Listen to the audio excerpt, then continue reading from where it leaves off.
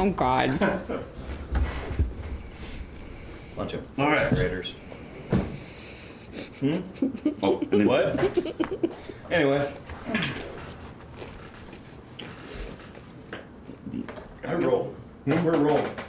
Yeah. Roll. Yeah. Cool. Grab an ad. Okay. D8. So what'd you get going? 10. Nice. D8. I'm about to. 7. 4. 6. Whoa, twinsies. Nice. Pretty good. Apparently, I just have a HPs. thing for low HP characters. What is your like trying now? Thank you, Max. Wow. Think about this.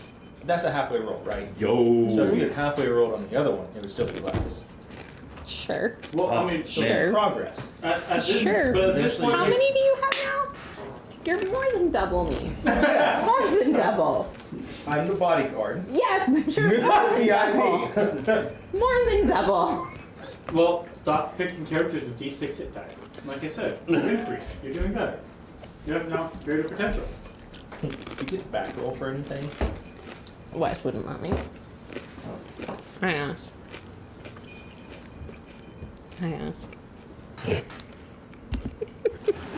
So I'm not going to give you advantage on hit die. Reroll. No, I don't want to technically higher, can I? Did you know monkey with your stuff yet?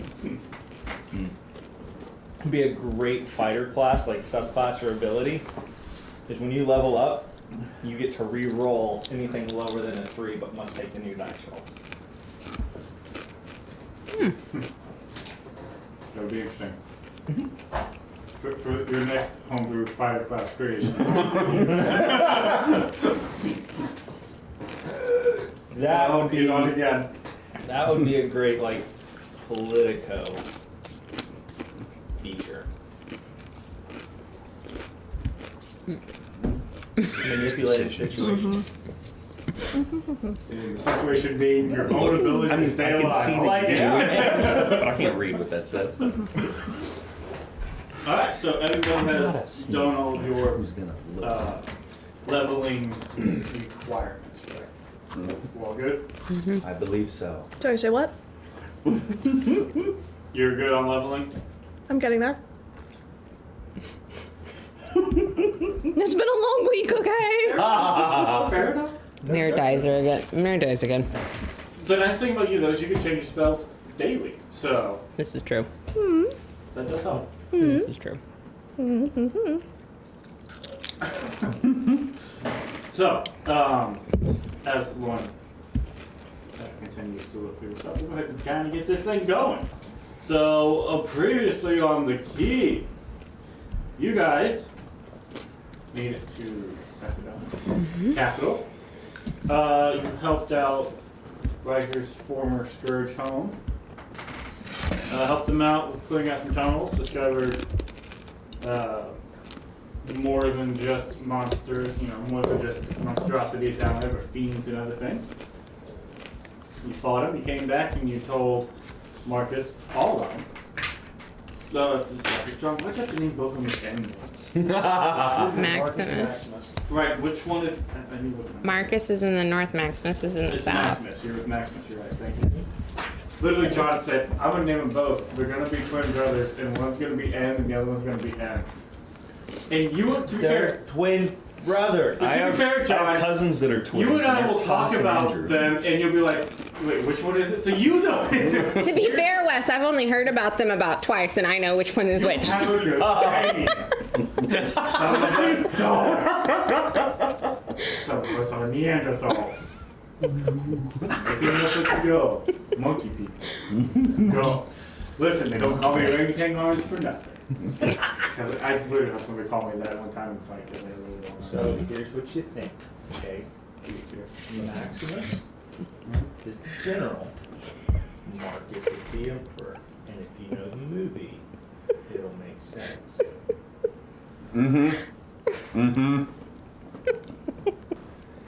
That actually helped. I appreciate Where the that. idea came from, so. I just know that we were hanging out with Max.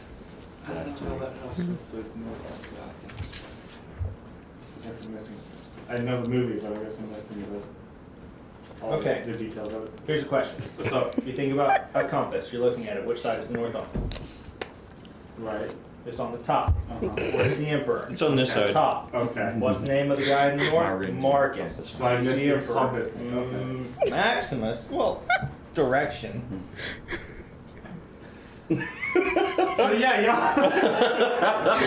There is somewhat of logic that I sometimes play with. I'm sure it's just whenever we discuss it, sometimes even you go, which one is it? And that doesn't help me.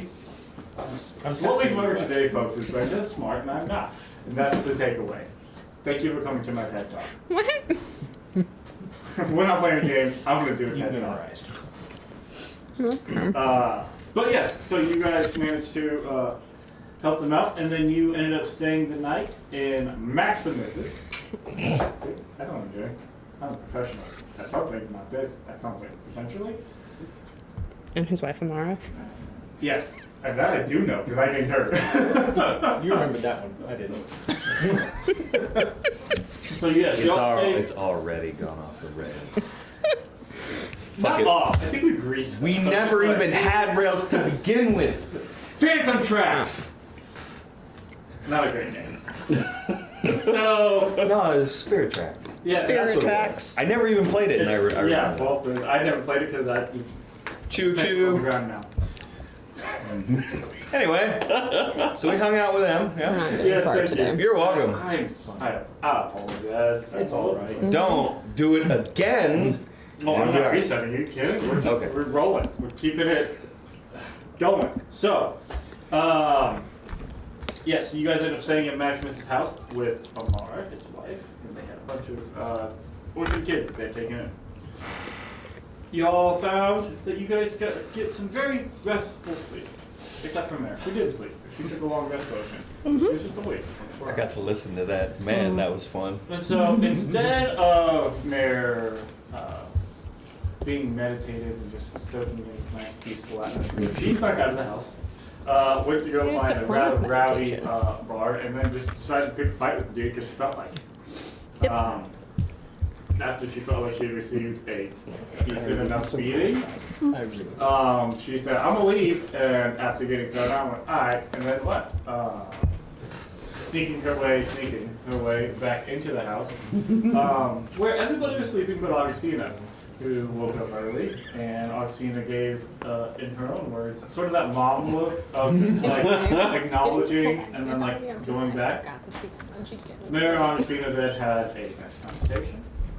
And Mary said, "Are you gonna kill me?" And Augustina said, "Maybe." Maybe, but I'm gonna guilt trip you first. All in due time. I'm gonna do it my way. Yes. Great song. Yes. So then you all got up, gathered your stuff, and headed to go meet the king in the castle. On your way there, you heard a whole lot of joyous noise as the princess had returned from her time in the city of Gallium. And you guys followed right in after the procession. You ended up meeting the king. And he said, "Hey, you guys have some crazy dark things to talk about, and I'm happy because my sister's home. Let's talk tomorrow." But It seemed too easy. because we, I feel kind of bad about having to, delay, and also we don't have an embassy to face, so we're gonna put you up in a big old swanky hotel. Hey. As long as you won't be here.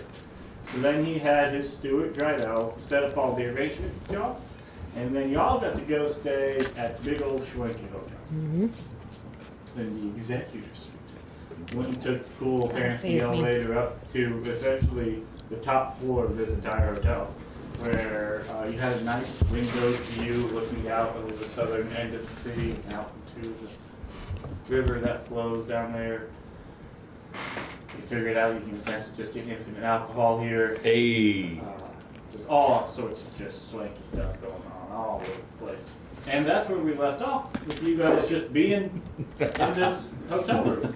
It is, at this point, I mean, it's like maybe noon. Cool. No, it's Cool. You got time. You're supposed to be meeting the king tomorrow, mid-morning. So, we can jump to your return to the castle. We can do what y'all want to do. It's your show. What do we do? I think we were going to see about trying to get some of the shopping knocked out really quick that afternoon. Knock that out in the afternoon. We can do that. And as early in the session as possible. Let's make sure this Yes, for real. We did our homework, Wes, and I sent it to you. Yes. Yes, you did. My question is, did Wes do his homework? 40 paragraphs. It was 3. Plus 37. Okay. Plus all the stuff we sent him separately. So, Well, that's on y'all, not me. you guys wanted to do some. Yes. Oh, Yeah, every time we get any kind of decent amount of money, just gotta go blow it immediately. gotta go Gotta shoot that go to just pieces. Immediately. Just. Can we figure up a total of bottles I've swiped? Does it matter? I'll say- Literally just keep Are you turning into some sort of like third-party seller? Hold that thought. I have an infinite gold glitch I want to try out.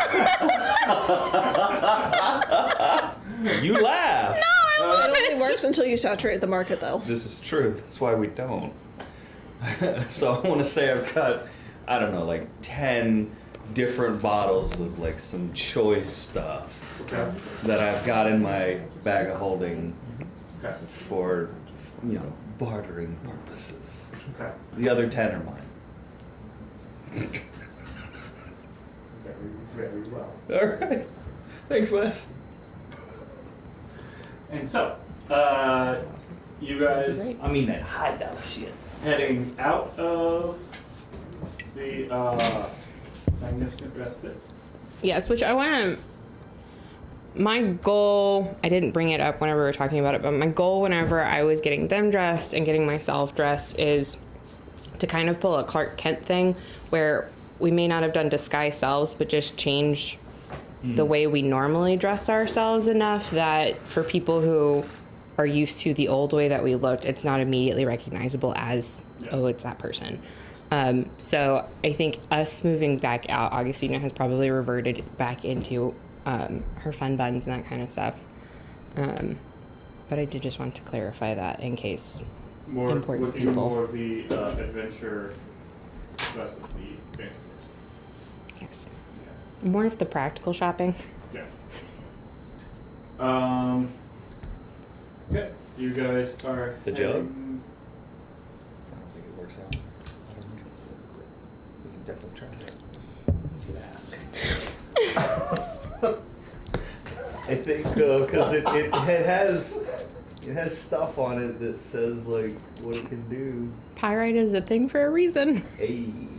Well, I'm just gonna say, last campaign I got given an item that was the best magic item in the world. That was toast broke and had to get morphed and nerfed 3 times in the campaign. So it's worth an ask because you never know what will happen. What were you planning about? the idea of, you know, like liquids, right? Liquids come out of the jug of stuff. Mm-hmm. And certain matter, most of the time at room temperature, is a solid, right? But could it not make liquids of that thing? So I'm if you take his jug of unlimited liquid thing and you melt gold and pour molten liquid gold inside of it, will that have infinite molten liquid gold? No. oh, And here's one. because screw that. The alchemy jug creates its own liquid. But is that not what alchemy really was about? Actually, it ties into the liquid thing. So, You have to pour it more creates gold liquid. in there. Also, it's got Gold. stats of what it can make. There we So go. you could I don't need pour, your you could, negativity. you could pour in. No, pour Jeremiah in gold, figured it out. But It's just not because gold. it could, like, it's not like, oh, I filled it You once, pour so in, it like- remembers that. Yeah, no. Also It's different like, level. yeah, it That's has muscle alchemy. memory. It knows what it is. Oh, substance! Ah, cool. Oh, That- okay. That's the follow-up. Yes. Because alchemy in that pursuit started out trying to turn other metals into gold, as I've been reminded over here. Oh, yeah. If you pour another liquid into that jug, will that make it gold as it goes comes out? back to what I just said. Letting the liquid into the jug does not make the jug go, come on! It's not how the functioning of that item works. So from what I understand, you're saying that the liquids that the jug can produce are pre-programmed. Yes. How can we change the programming?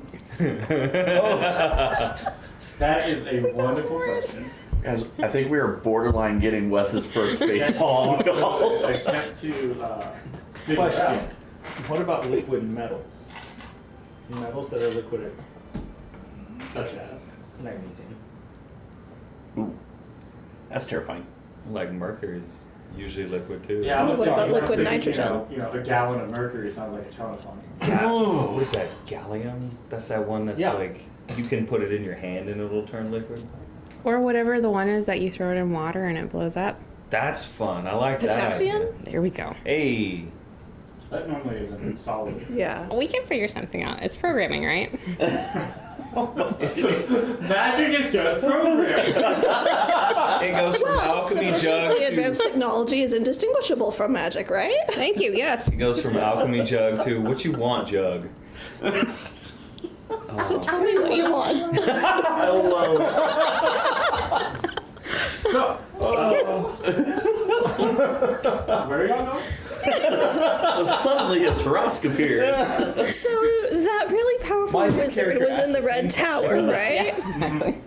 Uh-huh. What name did I make up? What? Melfor. Melfor the Magnificent. Oh, the red tower? Yes. Yes. Oh, Yeah. that's an idea. If I can find sending paper, maybe I can send a note to Maggie to find out if he can give us an introduction. Ooh, yes. I've got friends now. High places. How far away are we from the Temple District area? Literally right next to my face. You guys are actually so part of the upper district itself runs into like the holy district, sort of also like cuts into it a little bit to allow for easy traversal. So you don't have to, so the rich people don't have to work through to get to, Fair. They don't have to mingle with the you common guys folk. are.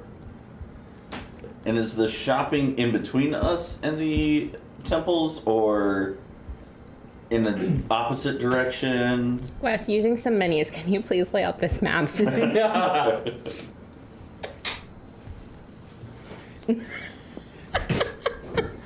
So, you can't really see it because it's black and white.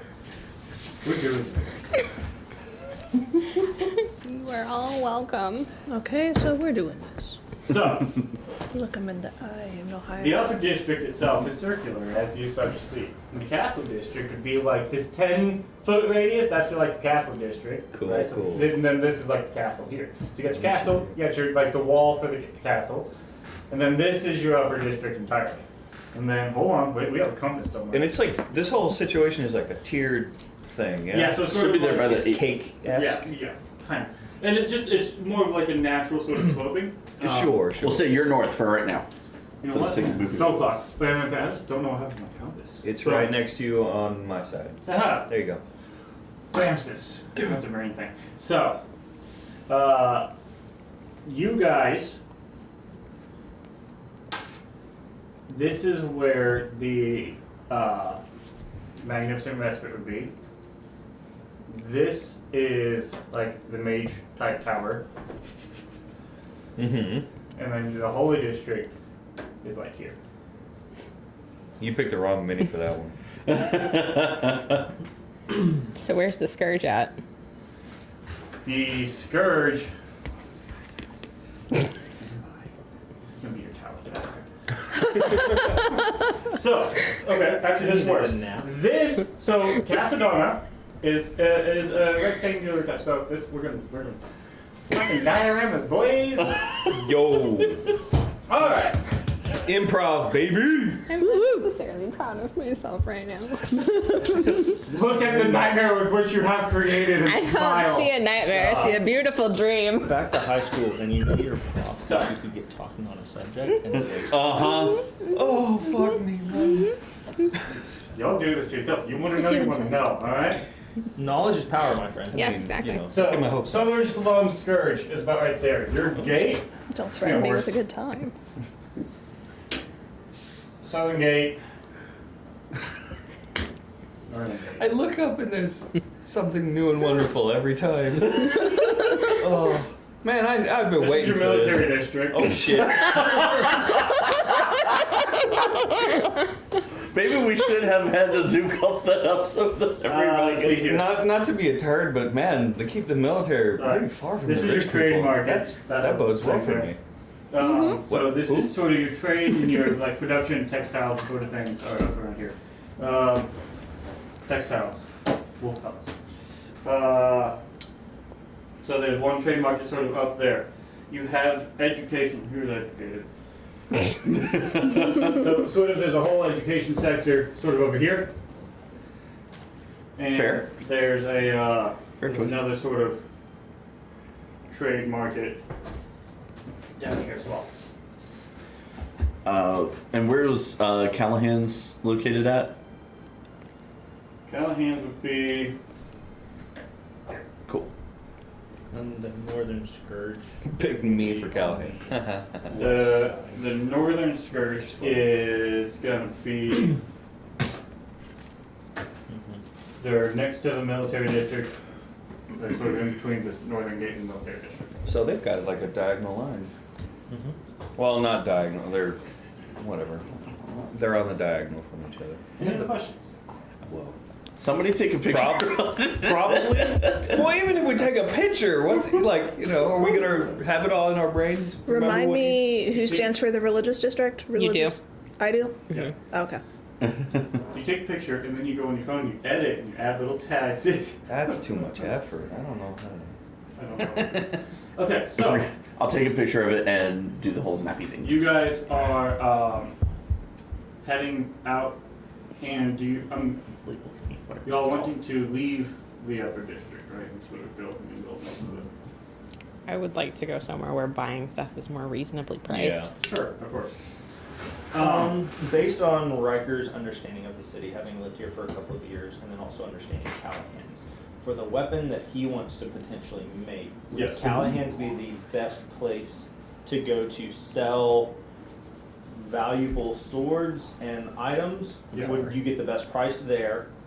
And would they have the most magic capability in the form of crafting? You feel like Callahan's is probably the best.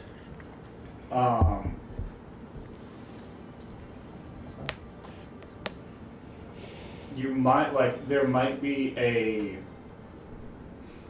bougier shop in the upper district, but you feel like Callahan's shop will arguably give you guys the best options. And the best pricing because we're Yeah. connected. Yeah, like they're not going to try to swindle you guys or play you guys or anything. So you trust their. Callahan likes us, right? So, In theory. in theory. He likes your work. Now that's one of 6. He's not amending that statement either. Wow, okay. Trying to see if Riker protects any of his flock anymore. Oh Oh no! The wolves came. Your sheep all died. no. Bummer. Did Too y'all bad take care of Rory wolves wasn't too? here to take care of that for you. Y'all took care of wolves too in that starter. Oh, shit. Oh, I thought you were like, would Not you? the start. I, Not at the start. But like Because that's what we did. Backstory leading up. I misheard you. I thought you said, would you like some stew? After he was like, oh no, all your sheep are dead. I agree with that statement that I didn't make. In a different reality. And you're telling me that Freddy, the savage wolf, Yeah. killed all the sheep? There we Oh go. no, a wolf attacked. Yeah, that was a different universe. That was a different timeline. You see Augustina hunched over with her backpack. Arr! It's acid magic, I swear! The head is facing the wrong direction to the direction she's walking. Okay.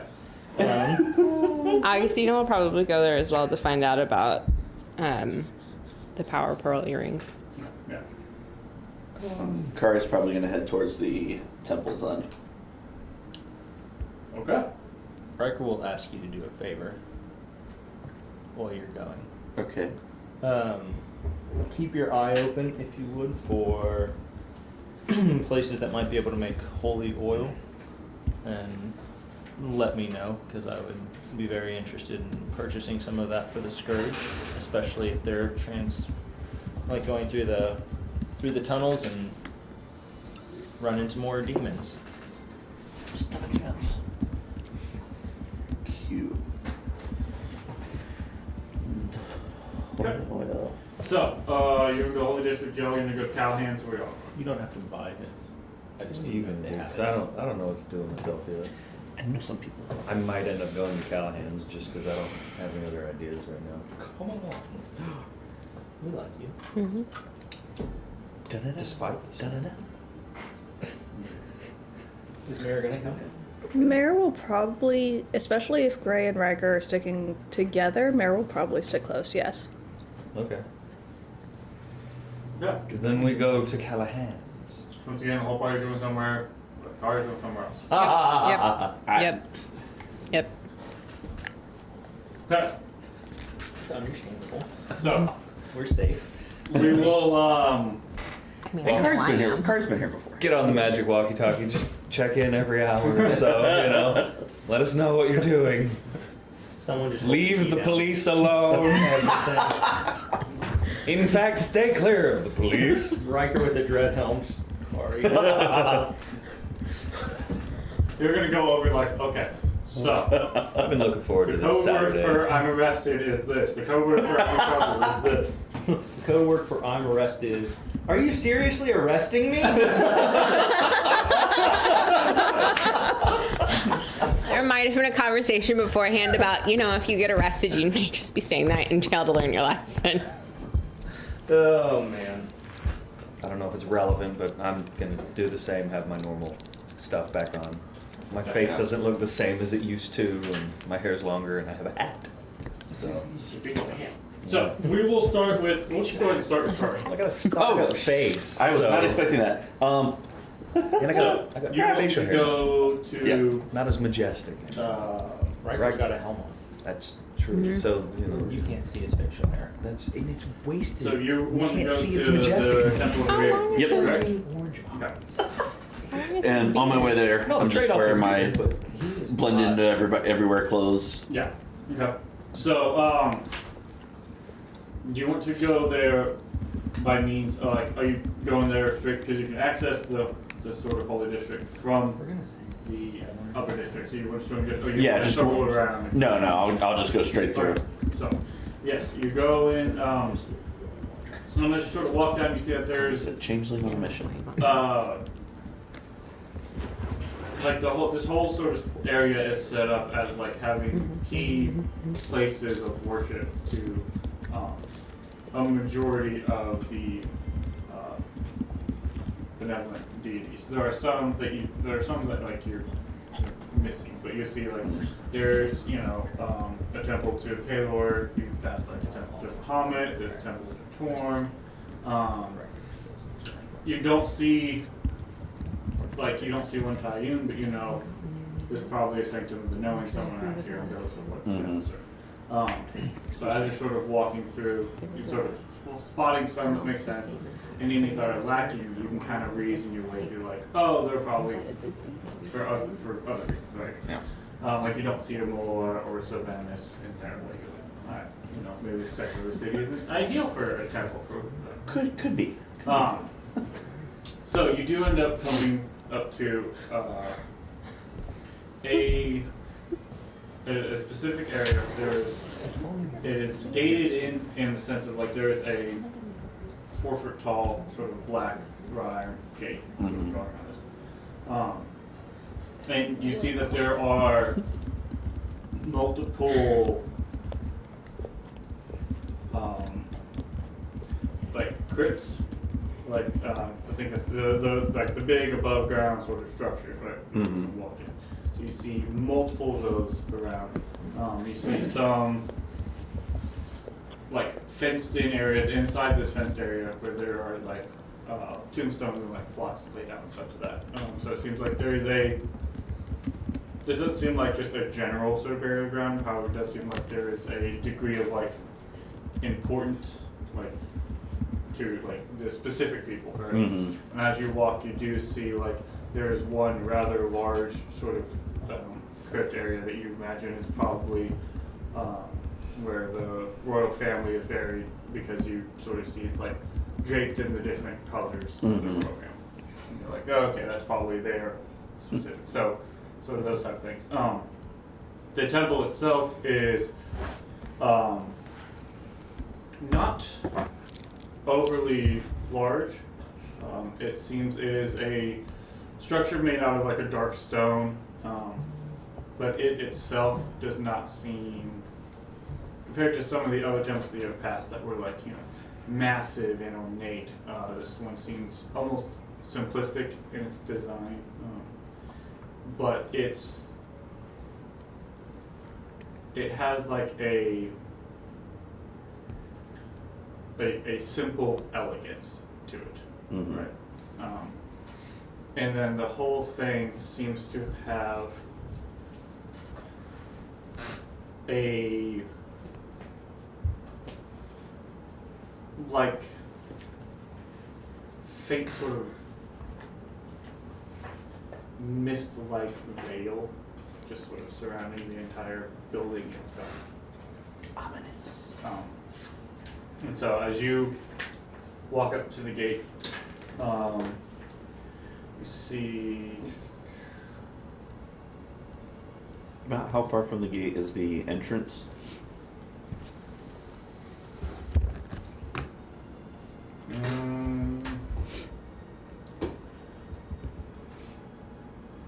so for the entrance from Like from the entrance to the temple to. so Using minis. Temple to Gate is probably 500 yards Okay. or so. Okay. And you can tell that the temple is positioned a little bit more forward. It seems like there's more space sort of behind it. Okay. And so as you sort of go through that individual sort of wrought iron gate, walking through, and there's like a paved walkway that leads up to the temple, and then there are various different like paved walkways leading through to the different sort of Plots and whatnot. yeah. And so you walk up to the door of the temple. Is there, are there a lot of people around at this point? Not really. You see, like, there are a couple people sort of off at various, you know, in respects type stuff, but you know, it's not. As I walk through the entrance of the temple, my clothes will just fade to from the browns and tans of blending into the robes of the raven, and I'll look for first for either an altar or someone who is kind of tending the parishioners. Yeah. So as you walk up, you see to the gate itself. There are two. You see two figures standing there. They look a lot like the hands that you have at Ravensheart, but in sort of similar type black armor, sort of that same sort of expressionless helm, but they don't have that the red heart with the red heart symbol that's emblazoned on the hand's chest. That is not there. Okay. But as you sort of walk in through the gate, you see that they're sort of standing. They sort of turn to like look at you, but they don't prohibit your movement and do anything. They just sort of acknowledge your movement.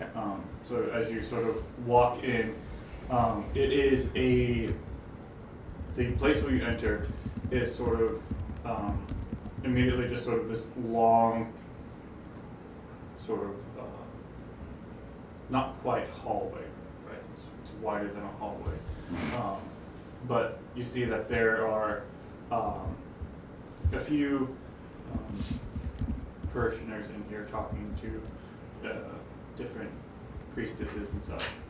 As you sort of look down, there is like a far sort of altar at the far side, where you see a large raven sort of up above, and its wings sort of like circle like wide round, and the whole raven itself takes up like almost the entire like length of the like its wings sort of almost touch either end of this whole entryway, and then sort of the down, like as its wings are down, you see that there is like a statuette of a featureless like female and like sort of black robes, just sort of carved out of sort of stone. That is sort of, it's like the raven sort of doing one of these things, and she's sort of like standing up inside the raven. So that's at the very back behind the altar as you walk in.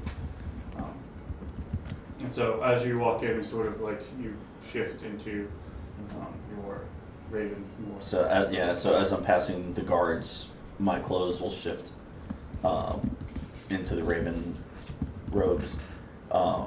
My face, hair go back to their natural white state. Okay. I'll make my way up to the altar, and I'll start by lighting some incense and leaving. I'll find the alm plate and leave a platinum in the alm plate. Okay. Say a quick acknowledging prayer to the Raven Queen, and then look around, knowing somebody's going to come talk to me at some point. So you do look to be someone. Mm-hmm.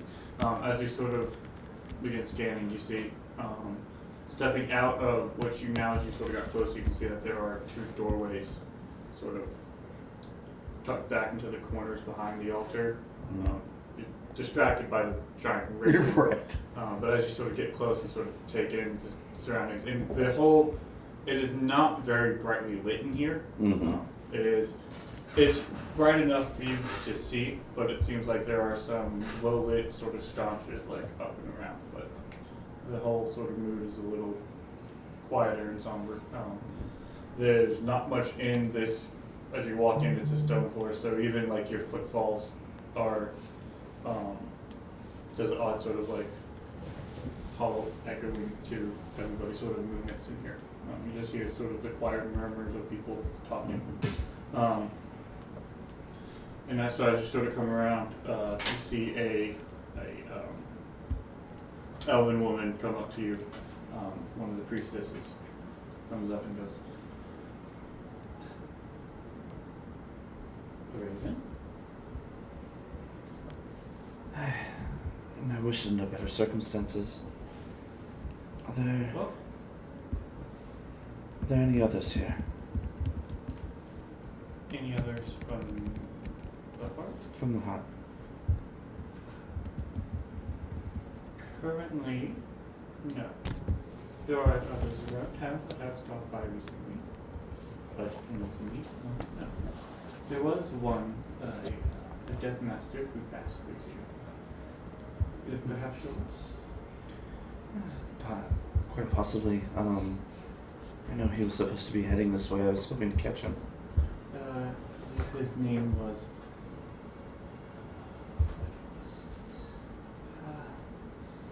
Palinus.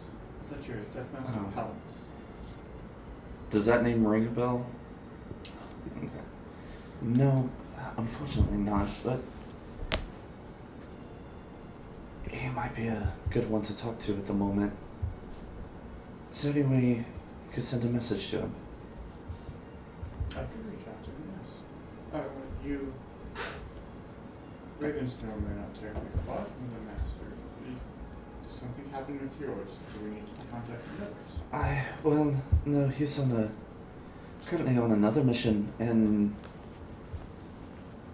I'm traveling with others who are following up on some of the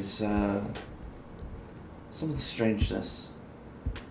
And we made a rather startling discovery beneath the capital here, and she'll reach into her pouch and not fully pull it out, but enough to where the priestess can see the holy symbol of Orcus. Oh my.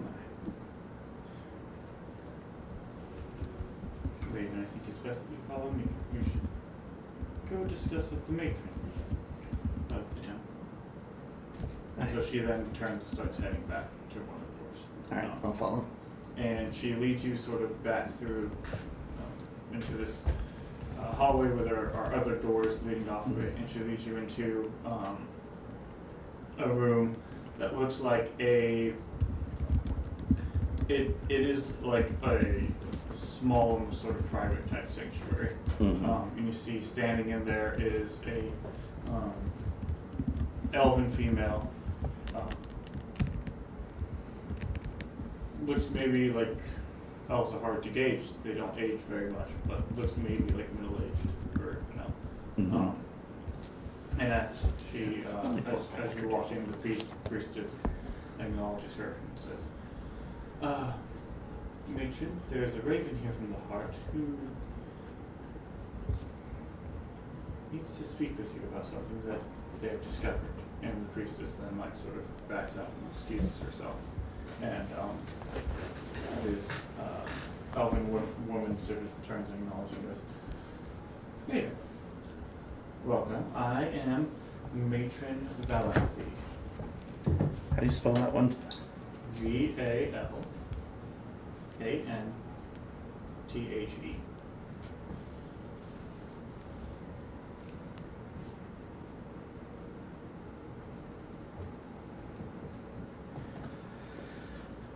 Service. Well, I wish I came with better tidings and under happier circumstances, but I'm afraid that, well, this is going to be a lot. I hope you have a few minutes. And Kara pull up the holy symbol and lay it on a table, and we discovered, really across the land, that there's these black obelisks acting as location guides for, I guess, portals to the abyss, and we found one of those beneath the capital in the solar system. She's trying to gather her thoughts and just starts to word vomit everything that happened beneath the sewers. Okay. How they've seen these obelisks across the land, the rumors that she's heard over the different abyssal attacks, the hags and the we fought under the temple. She'll leave out the part that it was hunting Riker, Okay. but encountered it beneath the city. Found the holy symbol on one of the followers down there, and then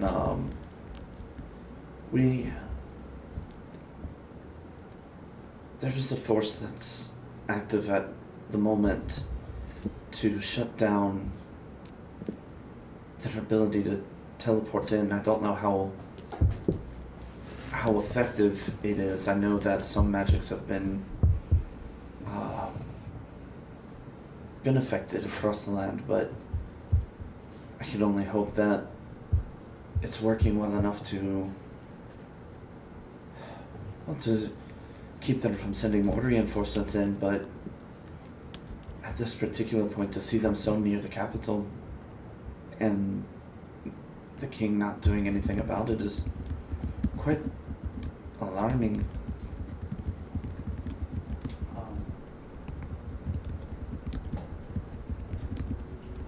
Well, this is the first that I'm hearing of this. I must ask though, where is your master?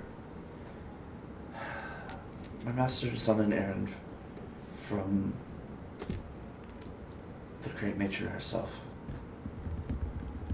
transporting an item of much power and great significance to her to a safe place. So you've managed to find your way here. You are easier to access than your heart. Aye. Makes sense. Especially without our ability to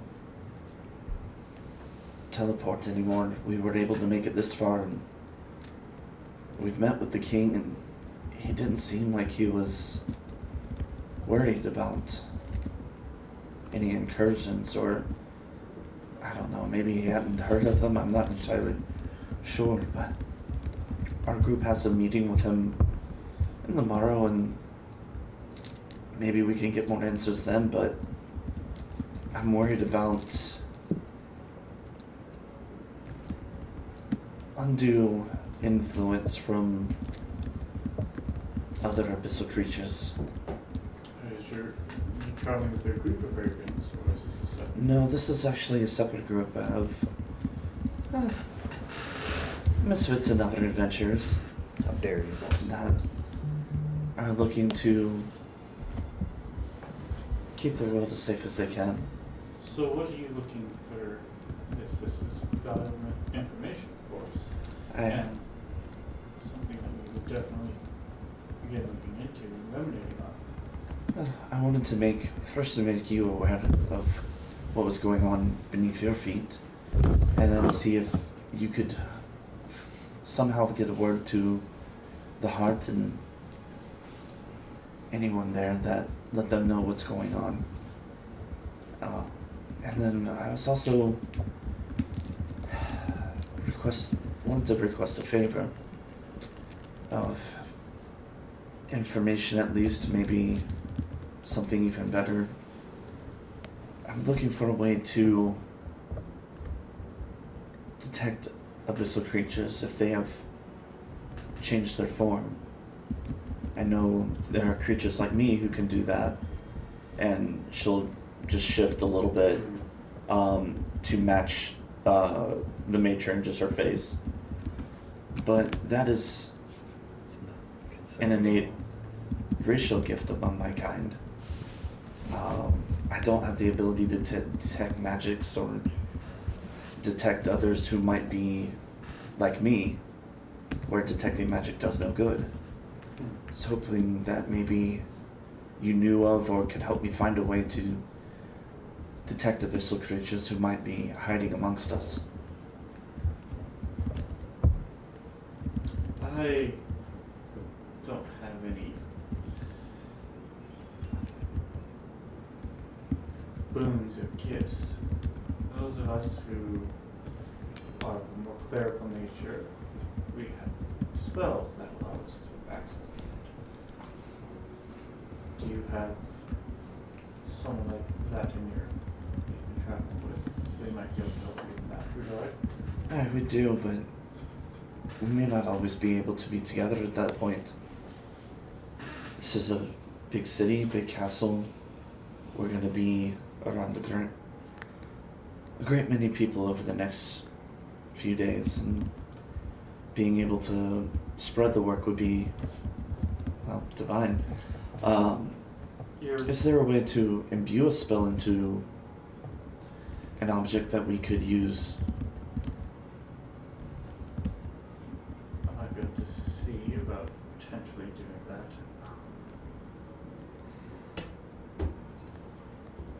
And if you're worried about cost, please, we've got plenty of money. We are not learned, such as wizards or others, so imbuing of our magics into items is a little bit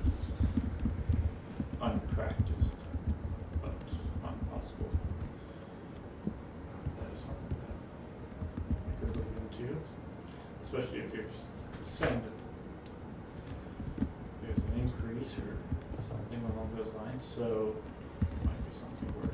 To call it an invasion would probably not be an understatement. I will contact the heart. If nothing else,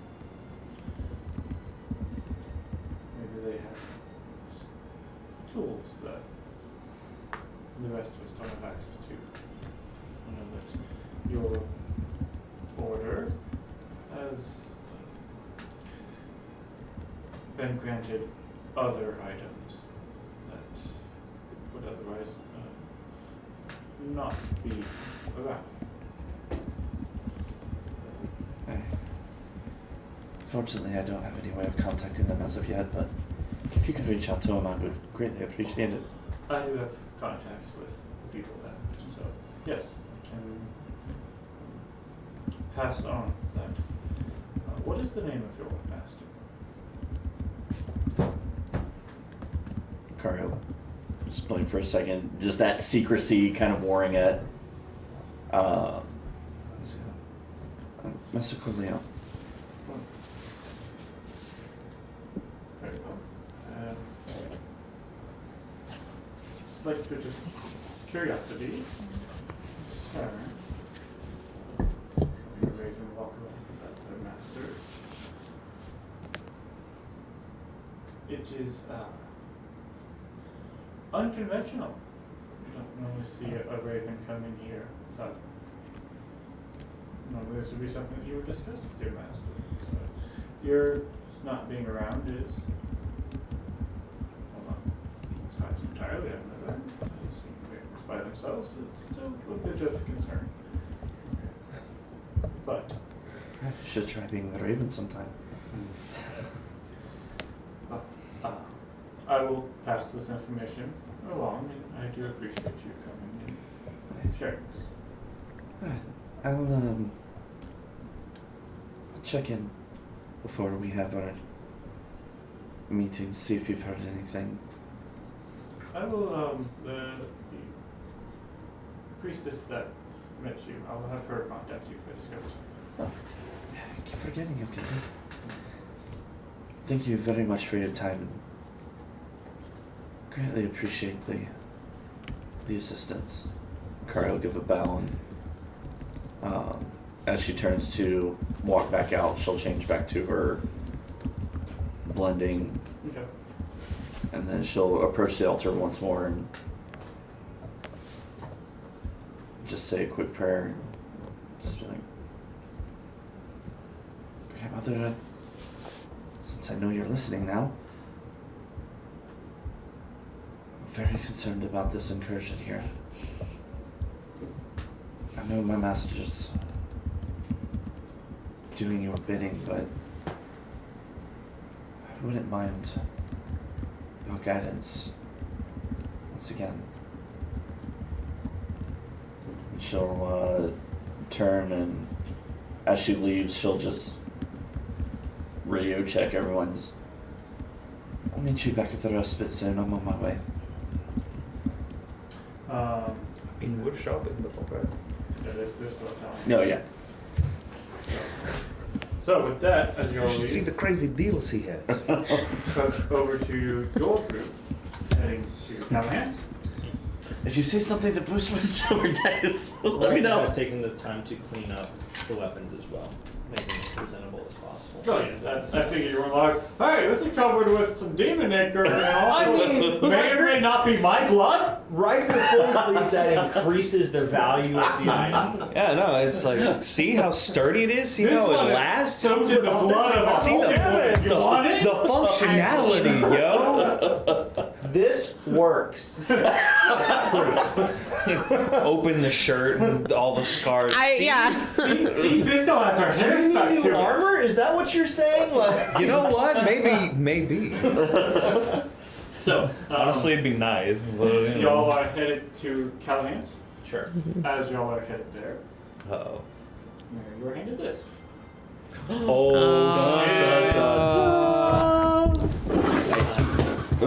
oh no! The catapult! Catapult down! Y'all are headed to Callahan's. You arrive. Callahan is once again not there. He is still in Baldwin. But you all are met with he's essentially a store manager, Elizabeth.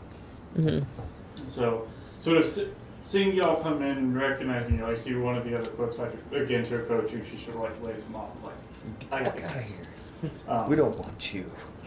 We want the higher ups. The ambassadress is here. She approaches y'all and goes, well, welcome. And you're using the front door. Yes, because we're normal customers who come in here all the time. Why is that weird? Oh, it's, I suppose things are better then. So, welcome. Things are always great.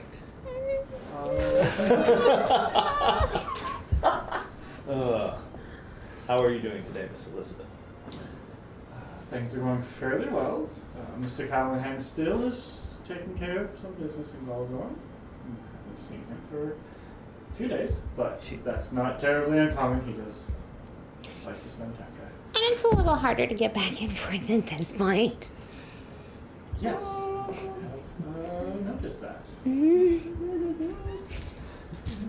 Fucking lying golden bitch. So, you're here for business or shopping? Yes. What's the What he deal? said. Shopping. Oh, That yeah. is the business. Ah, Business expenses, right? I mean, business also going that I do have understanding your abilities, of course, working with Mr. Callahan in the stores. I am looking to commission a weapon as well as sell a few of my own. that is something that we can work through and see if that's something I can help you out with. So, she will sit down and, you know, just sort of wanting to essentially commission an item. You're led to like one of the side rooms where there's like a table. You know, you're going to the it's like the car dealership sort of. Oh, God. So you go in there, it's like all the like the glass windows, but there's like the table, and you gotta like go and sit and like discuss and like work things out. Actually draw things out too.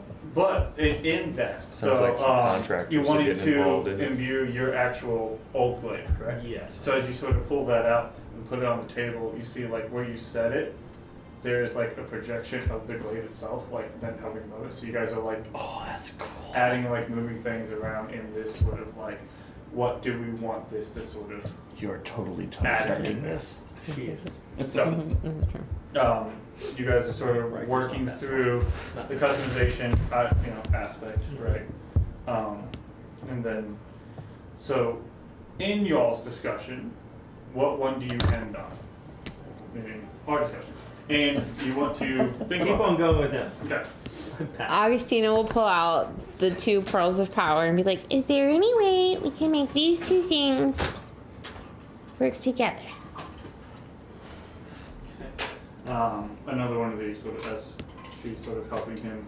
Another one of the attendants sort of come up and sort of do that. And so they, As Riker's literally over there doing this. There's a magic hologram that y'all keep. So you, just to clarify, you're wanting to combine the 2 pearls of power together to the end of getting 2 off. You can use it twice.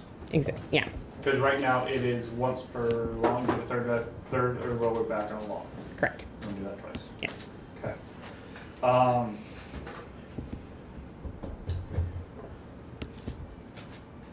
It is possible you're because the whole goal here is 2 spells, 1 2 slot. 2 items, 1 2 slot. So you're trying not so much to split or combine so much as like reduce, like have them feed through the same funnel. Yeah. Okay. So I would say that is doable. Like that is something they can sort of work and sort of like stretch. They think that they can make that happen. There will be as with anything, as you're aware because you keep doing this. Anytime you are combining 2 items, there's a risk of one of the items no longer working or both catastrophic failure in that potential. But if that is a risk you're willing to potentially take on, then they think that they can try to work through that. So if you're wanting to merge those two items, it would probably be, let's call it,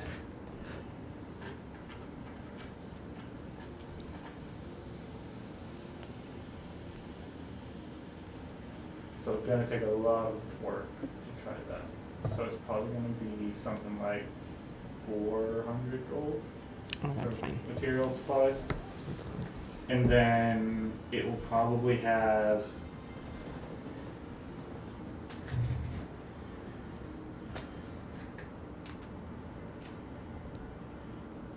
(23% failure rate). 23 is it doesn't work. If something lower than 10%, will fail. Gotcha. I think it will be of benefit to do that. So she's gonna go for it. Okay, it'll And- take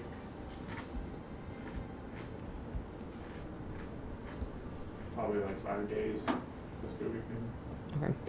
And instead of earrings, I'm actually thinking of doing like one of the like cloak pins where you got something on either side and a little chain in between. Okay. So, if you want to go ahead, if that's what you want to do, go ahead, and you currently don't have those items, and if you want to turn them into more items, you want to go ahead and pay that money. So just start a little tally on your thing. We'll collect all the money eventually. Go ahead. Finish what? Oh, what do you want to do? I was just going to add, do they have sending paper here? Yeah. So- you can get a, say it comes in like a package of like 20 for call it 100 gold. Okay, yeah, so I'll get a pack of that and the pearls. Okay. So that's the 550 combined, 450 for the, or 400. 400. 400. And then, so 500 total. And then if you want to roll percentile, you should be familiar with these by now. No pressure. What kind of check is this? This is a percentile die, so D100. Right, but I was just like in my head, like, do I have anything that can help with this? 51. Okay, so it succeeds. Okay.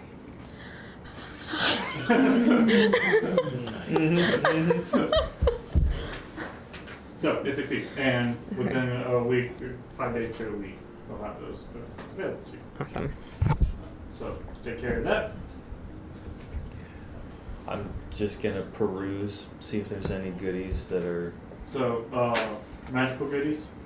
Yeah. So the magical goodies are again sort of in the upstairs, all sort of locked away. And I imagine while they're also doing their stuff, I'll let my attunements switch. I'm gonna let the ring be attuned as opposed to the boots. Okay. So necrotic resistance. Yeah. So you see that there is sort of back behind. You see that there is a another sort of silver ring that has like small sort of like sapphires put into it.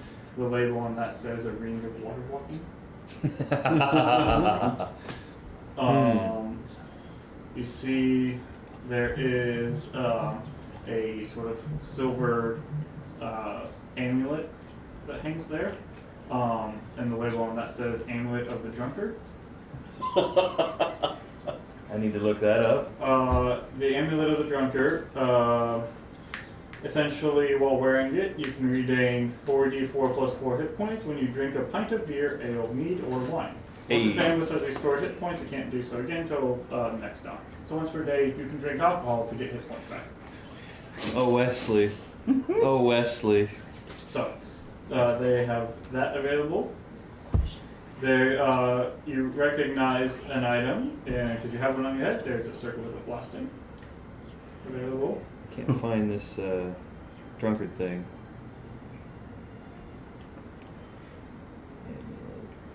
Yeah, I'm not finding it in. Yeah. Well, we'll find it. Okay. I already have one of those, so. Yeah. I mean, and that can be handed over to There is a very nicely, it looks almost like carved out of like ivory with looks like brass fittings around it of this. It looks like a water decanter essentially. Ooh, And because this I was is looking called to. the decanter and this water. Oh, okay, okay. There is a what looks like a sphere, a simple sort of like bluish sphere there. This is labeled as a drift globe. The drift globe? Yeah. Essentially, you can put it into the air and it can Oh. cause light or the daylight spell. So either a little bit of light or a good ton of light. What does that cost? Because we're fighting Uh, things that hate light. Demon that evil would creatures. cost 500. Okay. What did the amulet of Amulet of Drunkard. the spirit of me? Amulet of the Drunkard comes in at 400. Okay, is that? Do I know by looking at it? Is that an attunable? It is not attuned. Well, need to buy that. We just have to buy that.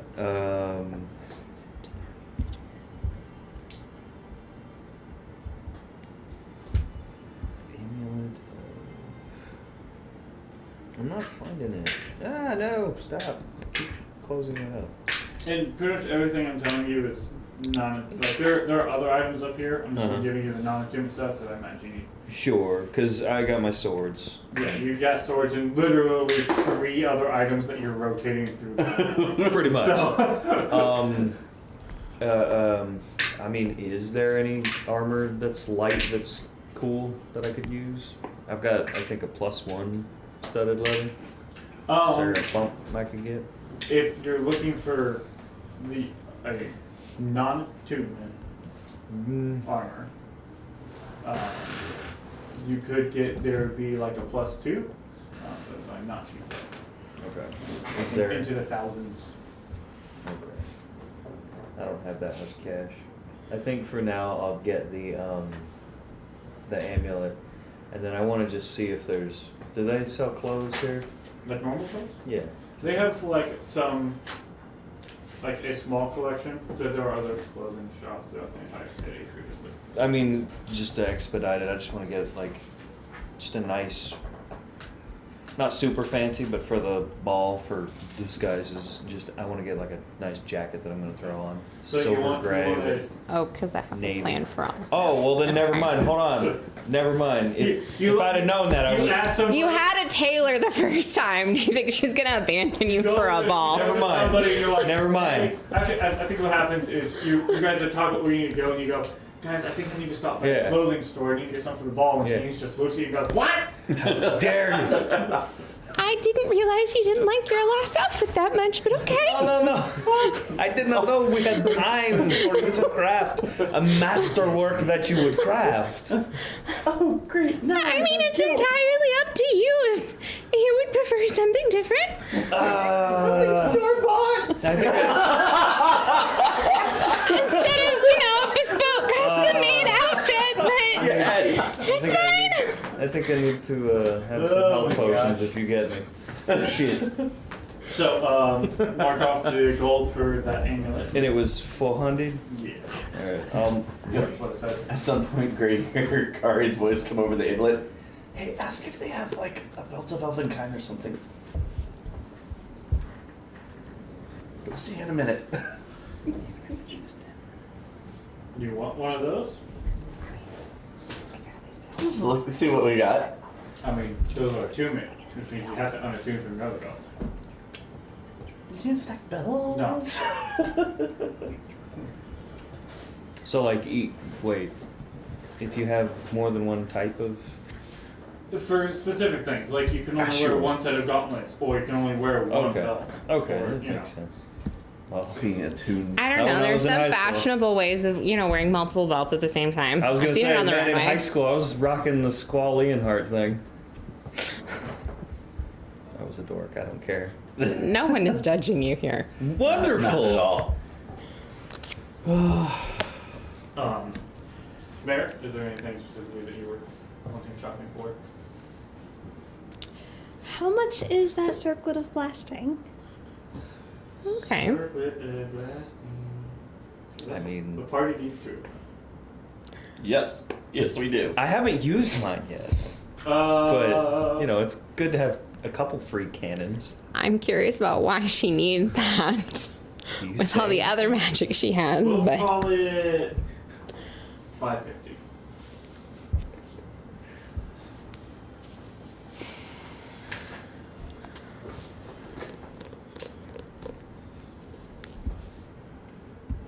And they also have, if y'all need any spell components here, you can also pick up those as well.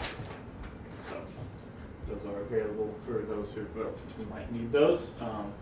Because I know y'all just went through and switched up a lot of your spells. So if you are like, oh hey, I need to pick up a component for this new spell I just took. I do have a question about one of my spells What's up? components.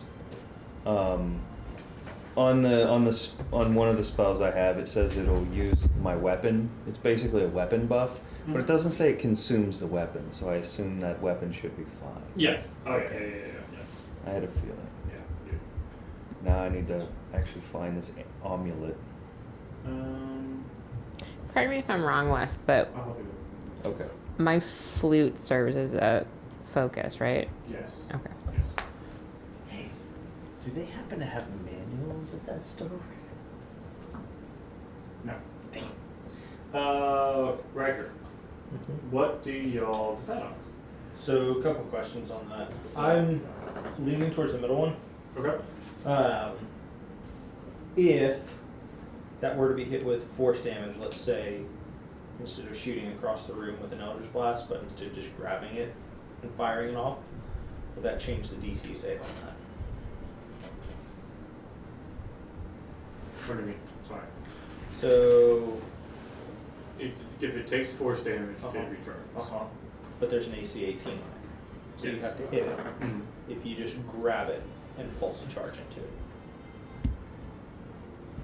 Because that would be highly dependent upon the ability to have someone, first of all, be able to grab it and pulse it. Well, I think Or is it actively resisting magic is the deal? it would depend on, so like, for instance, an Eldritch Blast cannot be cast by just a grapple pulse. Okay. Just like the means by which the magic is casted, it has to be a ranged outward. So I guess additional question to this then. Is that AC only going to end up being relevant if we're in a like high intensity situation, Yeah. or is that something that like we're going to have to be dealing with outside of game if we're trying to recharge it or outside of battle? That sort of thing. If in the middle of a fight, Gotcha. you go, I want to recharge this. Gotcha. You use one of your bolts and you, if it's, if you guys are in the middle of just walking down the street, don't hit me. Okay. That's the difference. Gotcha. That's- Okay. And it recharges every night. Yes. Okay. So What is this doing? You will find out. Oh, I'm excited. You're wanting to make the second one. yes. Okay. We'll have new and then toys, you're it's so wanting exciting. to sell Yes. the two swords. I am wanting to sell the 2 swords, and I'm looking for a couple of +1 items as well. Did we Some armor. want to sell the other for stuff we had? Marcus Maximus. Okay. Do we want to sell the other stuff? I am all for selling the other stuff. Are people okay with it? Which stuff is left? I imagine it was. Adamantine plate armor, the normal shield, the ring of protection, and the brooch of shielding. Can we make that armor light? Oh, We need to find ourselves some mithril, man. Oh, I miss those days. We can start looking. Sure. I mean, we're in a really good place to ask about that kind of stuff. Yeah. So if you want to ask about mithril, Yeah. Well, I mean, can there be light mithril armor? So mithril is like Well, mithril, sure. mithril armor. Because I don't. Except that's not how it works because we tried that with rye. Trying to put because it's the class of armor, Yeah. so not necessarily the So material. mithril I can only wear armor light. is a very Never had to wear strong and yet lighter substance. Sure. Game mechanic. Yeah. Armors made out of mithril take away the disadvantage on stuff. Sure. Adamantine is incredibly strong. It is like the strongest metal in the world. As such, armors made out of adamantine ignore crits. Oh, okay. that's sort of the breakdown and the difference between those two battles. Right. While we are contemplating I this, didn't can remember what- can we get sort of an estimate from her about how much the Yes. plate armor and the brooch of shielding? Also, I got 10 bottles of booze that, hey. I don't you know if this is interested? the right place. I'm gonna try. So you go to retrieve a bottle. Well, I'm gonna ask her, I have some of these bottles. Are you Do interested? you pull one out? I'll pull one. Oh my god. Why not? It's not there. Oh, fuck. What happened? Damn you. Because of what I said earlier. Now they're all gone. Are all of them gone? All the ones in your bag? Yeah. Yeah. Fuck me running. Alright, well, I'm gonna check that wet bar when I get back. Never you mind. That's funny. It's not funny to me. Time for It's experimentation. Where the fuck did the wine go? It was more of you being like, I pull it out, and Wes is like, no, you don't. I'm not very curious. If it is in the room and you drink it while you're in the room and you leave the room, Does are you it still stay drunk or there? are you sober? With the I'm gonna worst find out. hangover Oh my ever. god. I'm gonna find out. But how much would the adamantine armor be, and how much would the brooch of shielding be? It's because I said something. What's the rarity on the boat of shielding? That's a good question. I don't have an answer to. Rare. Yeah, I think it's her.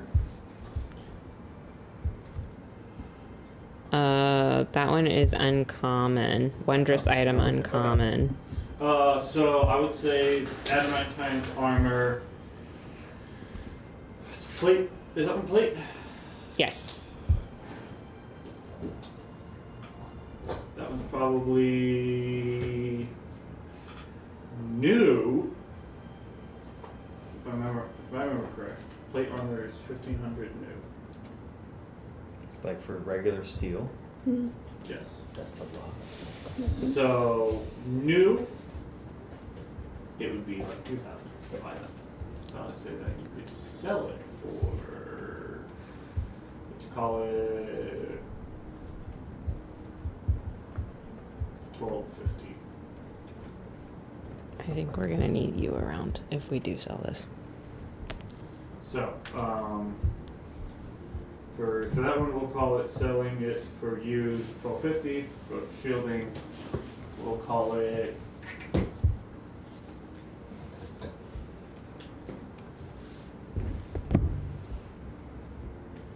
$200 for selling.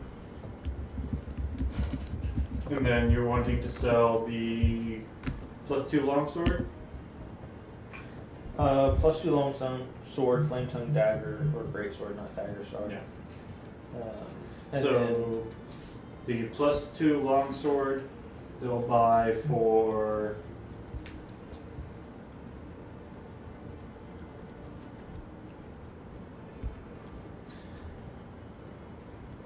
let's call it 750. 750 gold for a +2 long sword. Yeah, use.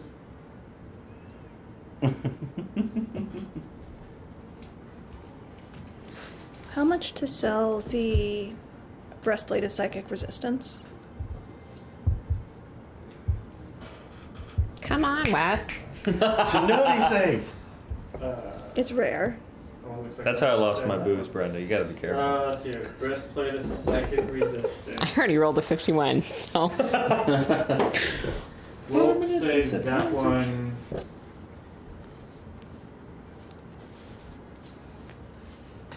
Probably 1,000. And then the flame tongue great sword. Probably get you 2,000 for that one. How much for? I have a whole list of stuff, a laundry list of stuff. That you're buying or selling? Yes. Actually. Okay, well, we'll sell. What are you selling? What would you pay for the Wonder Magic missile? One Oh, really? magic missiles. He's got the fireballs. I need to sell to be able to buy. No, I get that. I get that. I don't know. I'm just, asking. I just remembered it was a useful thing. It is, and I might not, but I need to know. Probably 200 for that one. That's it? Cheap. It's kind of a cheap item. I would maybe buy that off you. Oh shit. I need more Hold on to options. that. Maybe. Plus one battle axe. How much would those cost? How much it costs to purchase? Yes. I'm trying to figure, and also what would the cost on my weapon be? Because I'm trying to figure out monies right now. Because I got shots. Do me a favor. Roll a persuasion check. Can I give him advantage? No, this is for his weapon. This is in their discussion during their craft. Augustine is there. 17. Still good enough. They'll give you a 1-for-1 swap on the Flying Tongue Greatsword for your weapon. Cool. I'll take it. Okay. So plus one battle axe.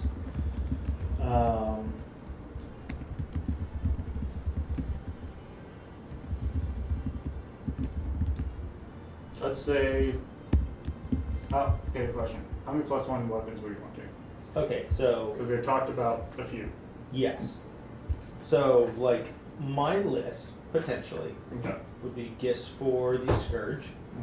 Would be 2 plus 1 battle axe and 2 plus 1 kukris, Okay. and then splint armor and studded armor. If it's affordable, maybe a plus 1 studded, but not necessarily. Just I recall we spent a little bit to get mine. how much do we spend? I don't remember, but it was decent. Yeah. If not, then just studded. I would say. You do you. I should have had this set previously. It's okay. It's okay. I'm making stuff up on the fly too. Okay. Mm-hmm. Let's call it's all it. that good improv.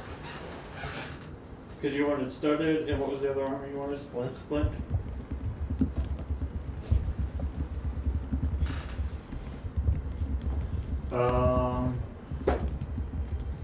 Using your previous persuasion check, right? Just running off of that real quick. So your normal cost for all of that comes to about 2,500. How much Let's call it. So with the you flame tongue? no. So I'm talking. No. So I'm saying so you did a 1-for-1 swap flame tongue for what? Each plus one is like 500. Okay, so each plus 1 is 500. And then your splint is like another 200, and your studded's like another 50. But I'll say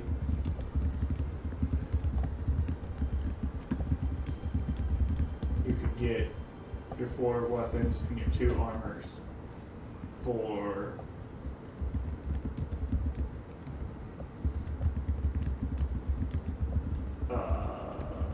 let's take off 250 gold off of that total. How much are a normal shield and a ring of protection? Normal shield, like 5 gold for that. Not much. Okay. Ring protection, those are rare, I believe, right?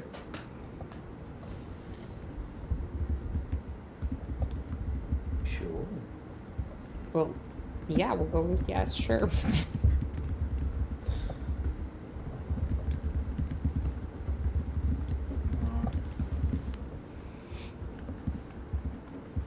Shopping episode. Yeah, sorry. So Gonna get all the good deals. let's call it 1,500 for the ring. We have an extra one of those. Extra ring of protection. Mm-hmm. No one claimed it after the. Can I sell that? Are you all okay with me selling that for scourge gifts? Yeah. Sure. It requires attunement, right? Mm-hmm. The Yeah. ring does, yeah. Mayor's not gonna. So, how much is that? 1,500. Okay. And then we've got the brooch of shielding. That's 200. And I figure let's wait on the adamantine plate armor until Kari is available to sell it. Yeah. And then you said how much was total for the armor and weapon?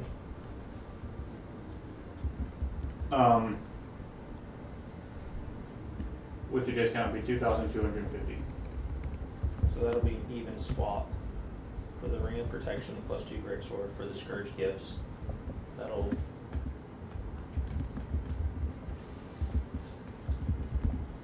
Casey said that was 1,500 plus 750. Yeah. So Yes. that'll be a wash. Yep. And then with that, as they're finishing, Riker's going to ask about the possibility of coming up with a minute-long potion of invisibility and what that would cost.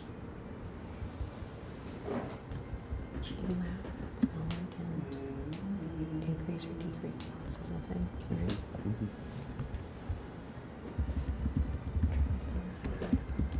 Because I know there's one for an hour. That's well outside of Riker's price range. Right. But if there's a couple within like a minute, you could buy a couple of those potentially. And do a drop situation. Yeah. Mm, We're not going to be selling it here.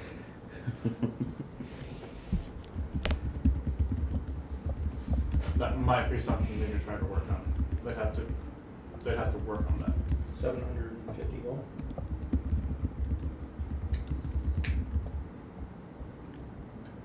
$500 gold. What are we thinking?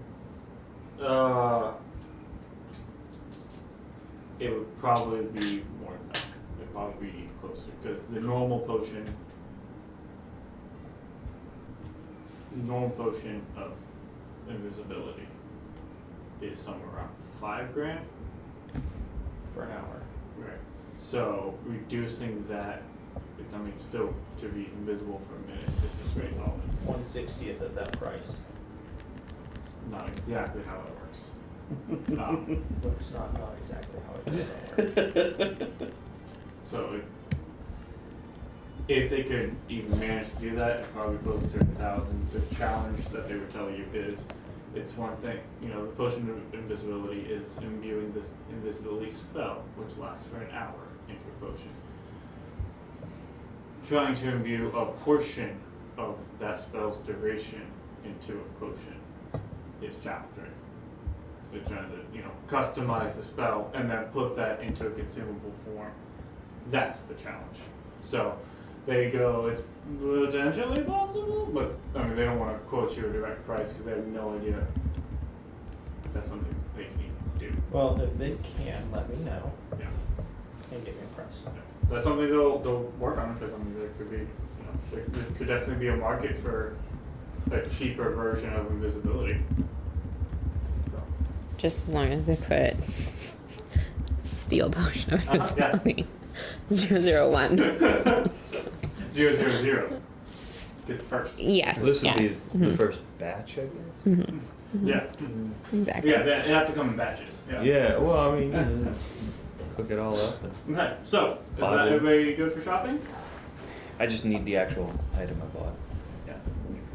Yeah. Kari showed up at sorry. some point to help Augustina. We'll figure it. Yeah, Okay. we'll figure it out. Oh, I But don't. basically, alcohol is health potion.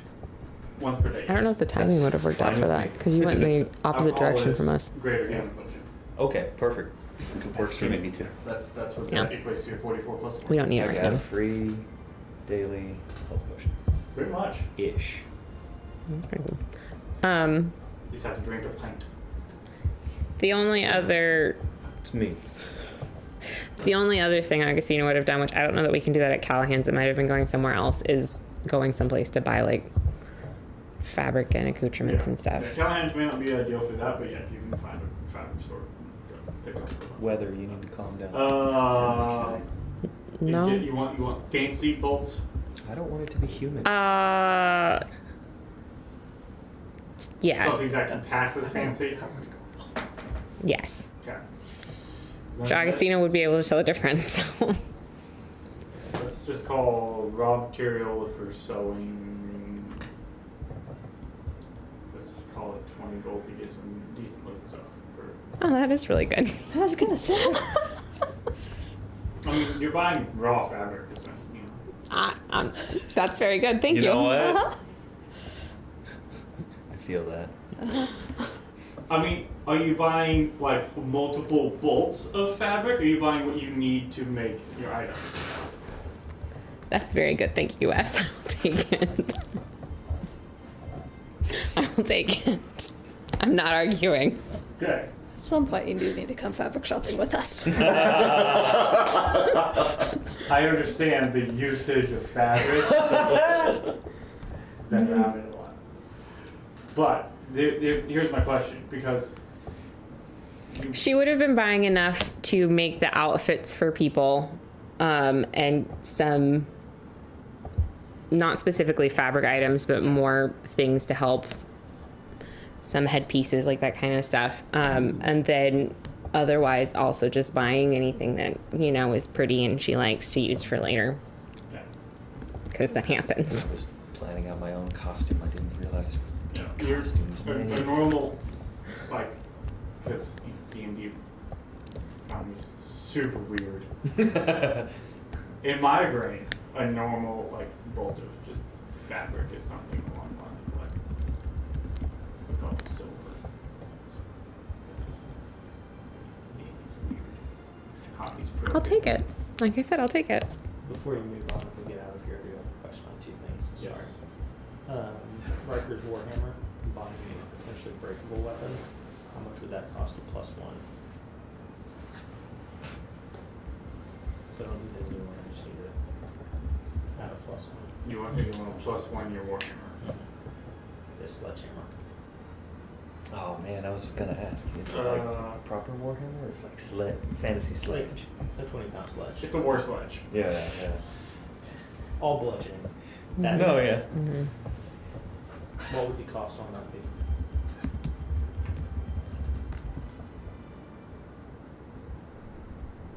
What was it? 200? And then to refill his Fireballs. his fireball necklace, he needs 2 charges on it. So it's 100 each. They can't do that here. Okay. That was something because of how awesome Cognispire is with all their magics. They can do that there. That's, Cool. That is not something that the average protectioner can do. However, Do they know somewhere in the city that you might be able to do that? that's Worth an ask. that's a Cognispire special, as it would be. So, any other shopping y'all are wanting to get done there? I am going to go ahead and end up getting the Circlet of Blasting. Okay. And I'm going to get a candle, and I'm going to stop by a flower shop. Okay. Riker wants some music box. Pick up, mark off whatever you want for flowers and candles. I mean, if we're going to a flower shop, Augustine is buying quite a few flowers as well for the outfits. Mary's like, I need some flowers. I was like, flowers! Yeah! Yes! Of course! She's walking around, she's like picking up a bunch and handing it to Riker. Picking up a bunch. Because we have bags! I will enjoy the spectacle, not knowing what any of these plants are. I'm buying People are happy with flowers. It'll take a couple days to bless. That's good. That's fine. But I'm just gonna add it now. Yeah. Take the gold out. Any other shopping? Not shopping Wanting, yes. specifically. I am going to, while Augustina is in the fabric store, I'm going to just wait outside. That's rude, Lauren. No, I'm so sorry. I'm rude. so sorry. Own it. Don't be sorry. No, but I feel like Mare has some semblance of understanding of what it means to just leave somebody in the store. I know it's gonna be a while. Oh man, Um, that just got real. Right. So I'll hand the basket that I'm holding to Freddie. And then I'm going to, I'll be right back. Where are you going? As she goes out the door, Augustine's turning around the third way. Where did she go? I need to color match this. I'll be right back, I promise. Gas, you understand. And I will just, You're a cleric. step outside It's a greater and restoration. just over to the corner, and I will cast Sending Okay. to a bar, Oh shit, fire. Oh, dang. and I'll say, "My thanks for the message. What is desired in return for the location of her cousin, Salvia Lightfoot? If possible, I'll pay for rush delivery."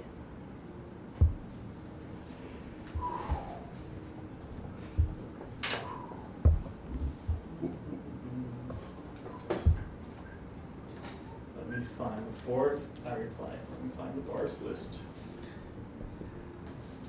So I can give you a address. Shit.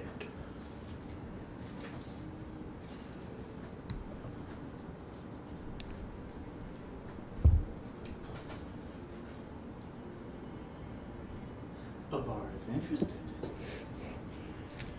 and requests the toe of a hill giant. I forgot he liked weird things. Mm-hmm. This is gonna be the weirdest stew ever. Oh, that's vile. Question. You wrong. Big question. Oh. Cause it's gotta be like, you know. Uh-huh. Bar is a big bag. Are you sending again? And then Yeah. return buy stuff from him. Selfie and complete whatever spelling needs to take over what. How promptly is payment expected? And is payment required before information provided?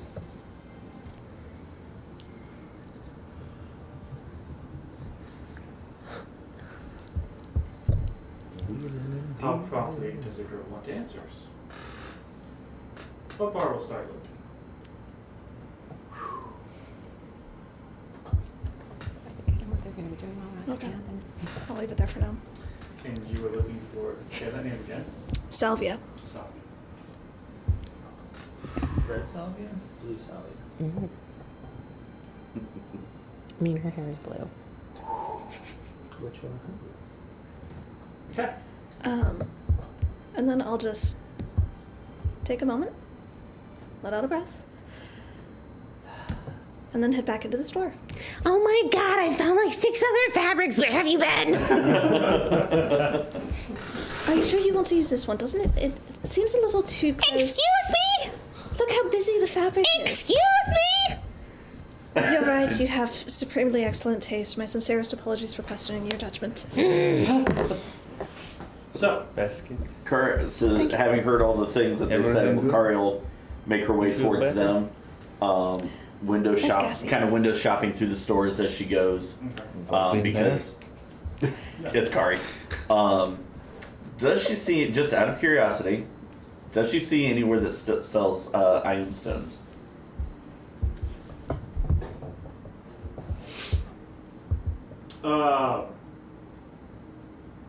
I would say no Okay. for just a window shopping excursion. No. Okay. I don't know if we should be surprised or not that you're playing a character who's devoted to the Raven Queen but is looking for an Ioun stone that's attached to a completely different deity. Okay. So, Never said it was for her. anything else that you were wanting to accomplish? Before when? Let's say the end of this current day. Y'all finish your shopping. It's now sort of late afternoon. And tomorrow's the ball, or No, how many tomorrow. days? How many days till the ball? Like a week. Oh, okay. I think We got. Yeah, no, Yeah. that's what I was making sure. I was like, You have a meeting with the king. And yes, meeting with the Kings in the morning. I think shopping is done. I'm not sure if people are going to want to have conversations before bed, but maybe we can figure that out over break. Okay. So, with that, then, I would say let's go to break. And then we come back. We can come back in the evening, in the morning, jump right to y'all going to the castle. But Okay. Come on, making sure. You can do it, Computron. Yes, we are good. I believe in you, technology. You can do it.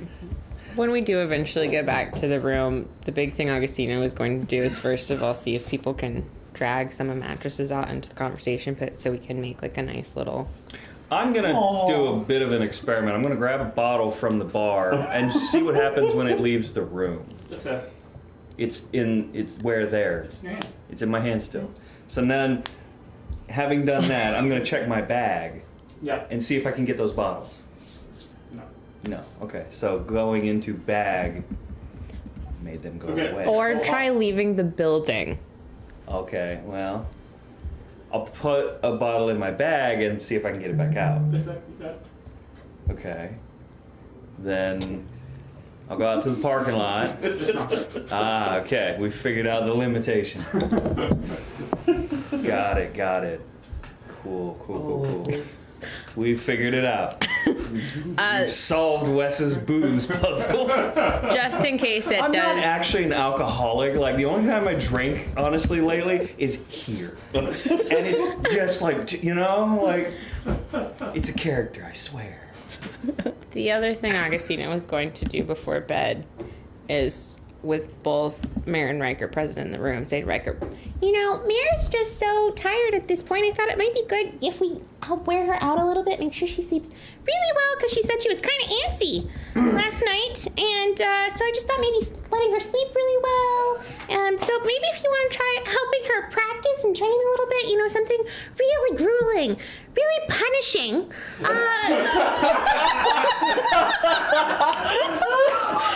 help wear her out. Augustina, that's such a kind thought. Your thoughtfulness is Yeah, right. astounding.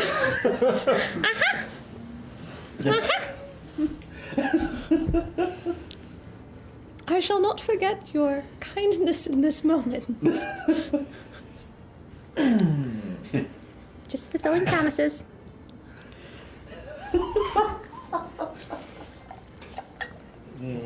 Miss Mare, I pour myself a drink. are you wanting to train or are you wanting to sleep? I would certainly not be opposed to further practicing and development of new skills that may be useful in the case of future aggressive negotiations. Riker pushes her. Straight up. Backwards into the foam pit. Wow. Can I try to dodge? Sure. Because with the 20 passive perception, I think I would see it coming. Sure. I would say.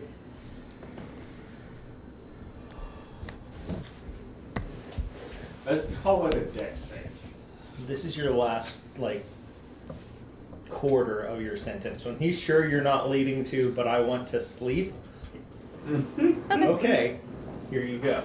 Dex save. Dex. 16. Yeah, I rolled a natural 17. Fair. Yeah. So you go. I think I'm gonna go to. I've just turned slightly towards Augustina and look back at Riker just in time. Just go. Free yourself, Mare. So y'all use Stuck at the moment. your newly padded all in your conversations mind. pit as a slight training pit for a minute. Riker starts progressing forward. Move your hand up. Now move this hand back. And he's in essence positioning open hand fighting style, except how you might see him wield a glaive or a long pole arm. And so he's telling you how to fight defensively with your hands while also positioning your hands into a pole arm, not stopping his progression forward and being very, not angrily aggressive, but he is pushing the advantage and making sure that you are not in a comfortable position. Oh yeah, Mara's giving ground step after step, Kari goes and grabs a bottle of booze and just sits on the edge. Oh, you're next to me in the in the cheap seats? Yeah. Cool. He's instructing I'm moving forward, put your foot out, stop my knee. Blinkies. Clinkies. Get yourself up, get off the ground, stand up, move back. While still, it is not easy. It is almost a very polite Rovos-esque, you're not ready for this, and I know it, so I'm coaching you through it, but you need to what happened? You're surprised. Get over your surprise. Get up. But I'm telling you how to do it in the process.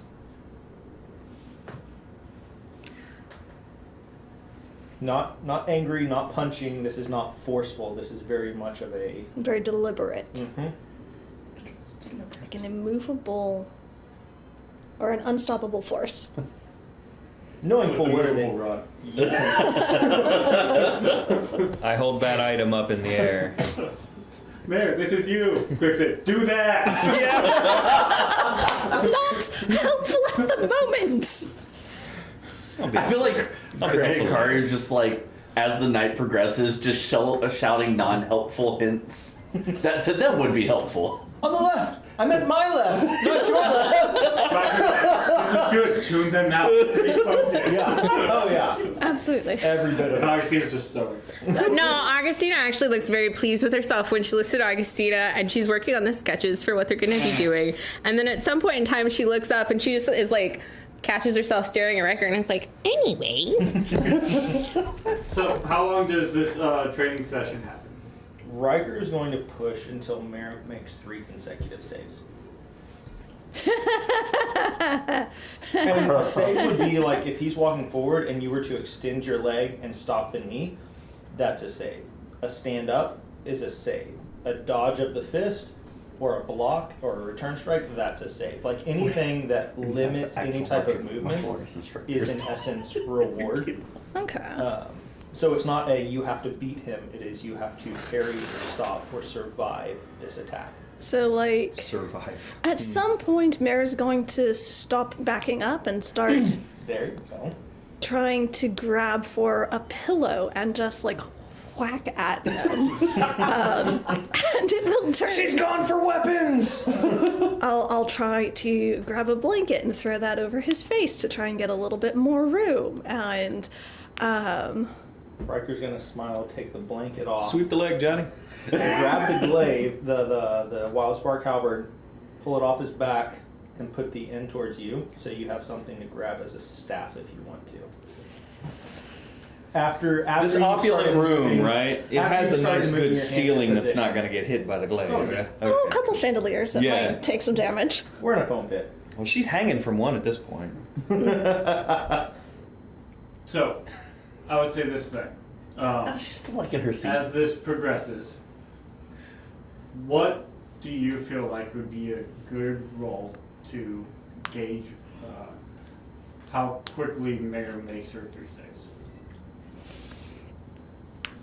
Okay. I'm so tempted to hex you right now. Man, if only you didn't get rid of that meta magic. Oh no! I told you as soon as you got rid of it, you'd be like, yeah, we can have that. Oh, she would not be subtle about it though. Fair enough. Fair enough. I don't know. Think it would be maybe athletics or acrobatics? Maybe survival? How about, can I suggest, an athletics save, a perception save, because you're watching attacks and acting off of that, so it would be a perception first, athletics, and then a hit. Okay, Okay. let's do that. Perception first. You'll pass that one. 24. Yes. Athletics. What do you deem a save? What DC do you have in your mind as your training group? Riker is going to use his 8 plus strength plus proficiency. So he's using his Scourge save, Yes. which is 18. Lofty goals. Laura. Lofty So goals. next one is athletics. Right. Athletics or dex, either one. Athletics or acrobatics? This will be athletics. Okay. So I need at least a 13. Every time you fail, he is going to Nope. That's an 11. he's going to lower Total. his by 1. Okay. So, So we'll say since you Nope, failed that's a now, at this fail. point y'all have been going for like 30 minutes. cool. That's 2 fails. So from 18 down to 16? Success! Hey. Hey. And then So at this to point y'all have been sparring for like an hour. Mare is just drenched in sweat. By this, long ago, she would have passed off her pack with the flowers and everything to somebody else to hold. After you make that, Riker will hand you I take your stuff. the wild spark halberd Put it over here. to use as an extension. And he's going to now start instructing, because you've made a movement, you've made a check on a save, so you've got footwork or handwork down. Now he's going to instruct you how to step back and lead with a strike at a 10-foot reach. So it's another roll with strength, but not proficiency, as you're not proficient in this weapon. As you try to make it essentially an attack roll with a weapon you're not proficient in. Okay. A strength-based attack roll. But not adding proficiency. No. You are not proficient with the halberd. Right. 14. Riker is going to start moving a guard and intentionally starting to help you see where his guard is low. So he'll start lowering his AC the same way he did his previous. Okay. So he's teaching you how to see openings now. By this point, like, Mare's legs are shaking, but I imagine that her arms are sort of empowered by the gauntlets and a little bit steadier as she's trying to aim a very long weapon that she does not have much experience with. You know, this might be a little easier if you got a little closer. There's also not a very tall person, really. This thing is literally almost twice as long as she is tall. Close to. Yeah. But that is a dirty 20. Nice. Yo. Nice. So after close to 2 hours of this, Riker finally feels confident that this lesson, at least, has reached a good grounding point. And then imagine there'll be more lessons to come. Mm-hmm. I'm sure. Augustina, like when Mare like gets down for the last time, it's like, okay, well, I think you probably want to take a shower or something. So there were a couple of swatches I want to show you. So Oh, right. Right. I'll help you take that. oh no, Augustina's taking her. Oh no. And at this point, Mare, you're getting tired. You're getting real tired. Sun's going down, big guy. About halfway through that, Kari would have probably pulled out her lockpick set that she's had in her thing for a while, and just asked Gray for pointers. Like, every time I try to figure this out, I end up breaking the blasted thing. How? What? I'm sorry. I was Lockpicks. whispering things in ears. Lockpick? Yeah. Yeah, I tried to. So Kari pulled about halfway through their training session, and Kari would have been Kari and pulled out her lockpick set and just been like, I've been trying to figure this out for the past month, and I cannot figure it out for the life of me. Could you give me some pointers? I pull out my more used set and then my absolutely pristine set. I look around the room. I find just a door, whatever. There are many. Mm-hmm. We'll go over there and throw the lock on it. No. What do you have on you? Standard lockpick set. No, I mean like just items on your person. Oh, I mean my robes, my pouches, my weapons are probably by the door, or by wherever she's gonna be lying. I'll grab like your hood or whatever and I'll throw it in there. That's important, right? I Lock the door. We're going to go get it. Wait. All right. And so we'll do the same thing with lockpicks.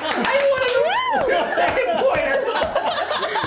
Oh man. So now, Look what you started. I am pleased with myself. I think that's what makes this better is like Riker is sober and he's helping Mare with this and it's halfway through Gray and Kari drinking this. They're like, all right, we're gonna lock some of your stuff.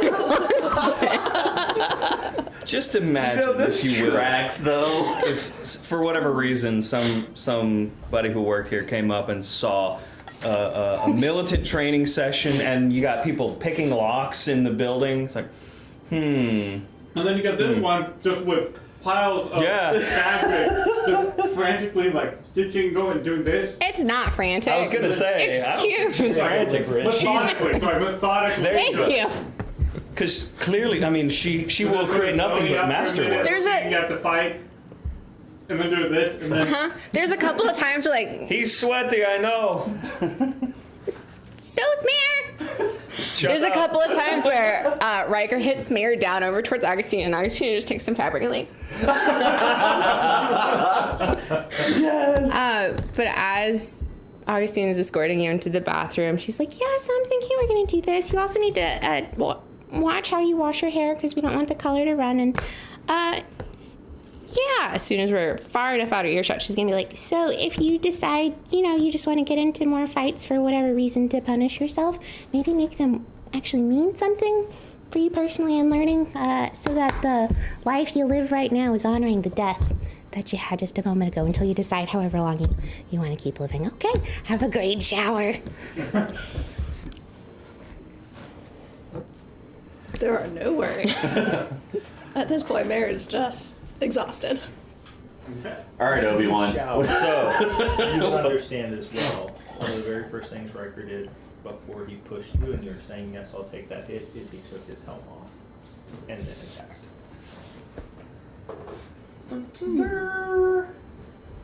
So you gotta go through an actual I- thing, or- yeah, so I want to do the same thing. What did you do? You just picked your stat and then use that as the benchmark? Yeah. All right. So then beat my dex. What's your dex? 18. Oh. Oh, okay. And we'll give...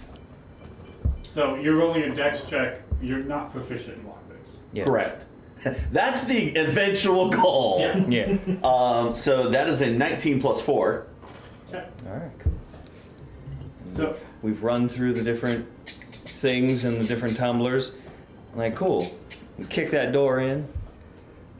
Go get it. You've got your treasure. And Kari runs in, grabs the hood, reattaches it.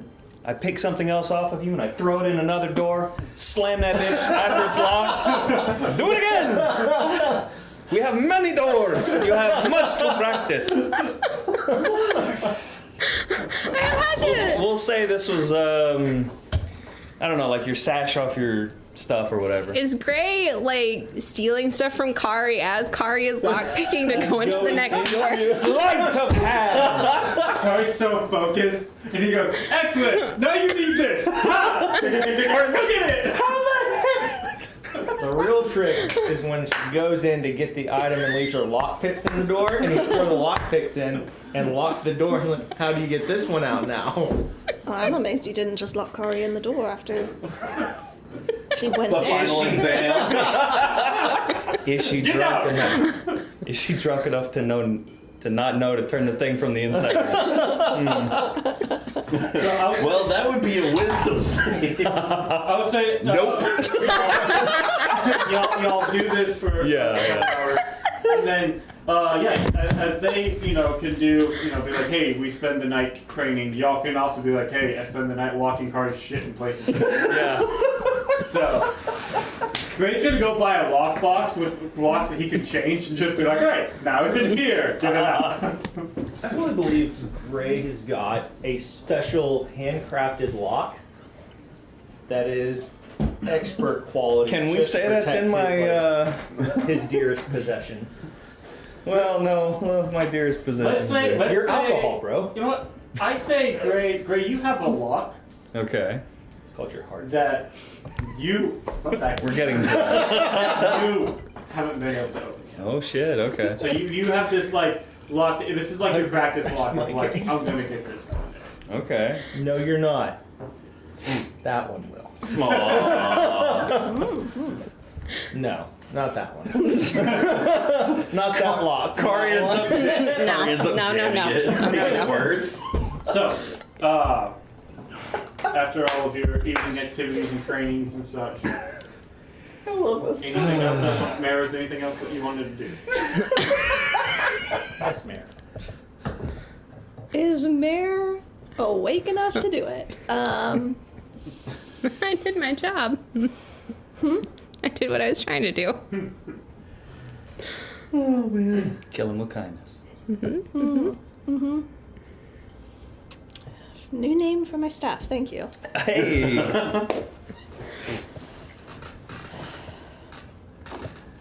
Highs or lows? Highs. 10 exactly. Okay. And you were attempting to wear Mare out, right? Sure. No. Not teach a lesson.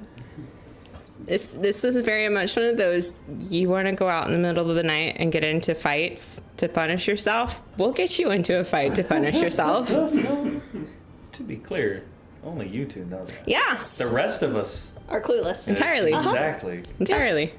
Although, you had an inkling that there was something more to it, right? I mean, Because you said you were suspicious of it. Mm-hmm. And I think I probably would I have channeled my banged inner up. little wood elf. But definitely picked up on there was something behind Augustina's tone and the entire push. He doesn't know what. Yeah. I think Mare comes out of her shower, grabs her things. Thank you for holding on to this for a moment. Would you all join me for just a brief moment? Yes. Freddy's standing next to a door that car's locked on the other side. Try to find a cup so you can listen through. You see a little silver figurine slide out poof, into a bird, and the purple eyes just start to glow. How big is this figurine? Because, Yeah, man, yeah, the gap under the door. Right. Kari tries to do it and it moves on the wrong You side see of the just door. the head kind of pokes around, Just like the eyes. It's like a snail.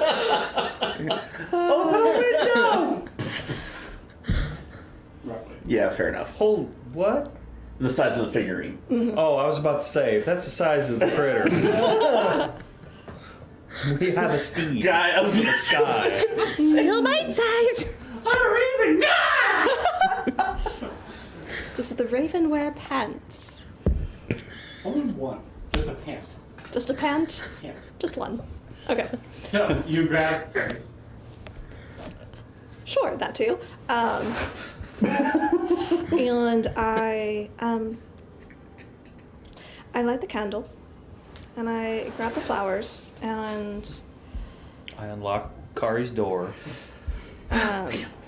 Augustina, you notice that it's a single artemisia, white and yellow chrysanthemums, purple hyacinth, and belladonna.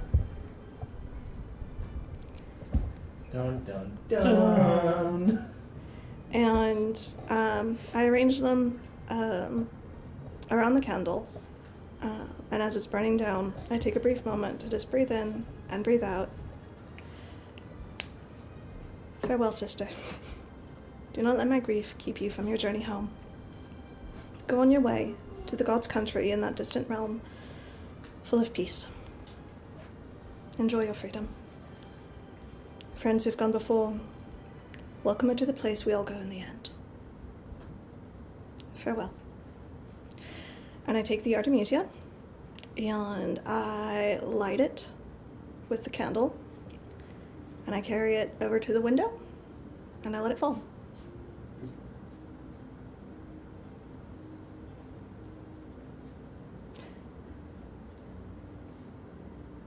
Thank you.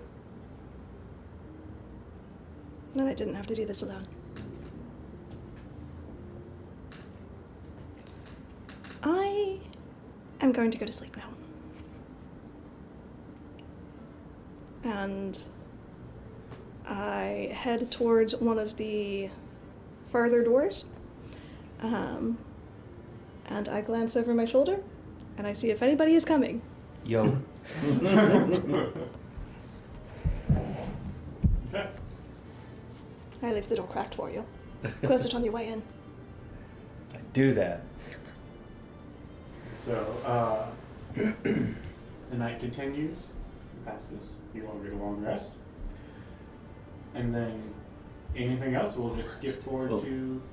At dawn, Kari, recognizing the farewell, will set up a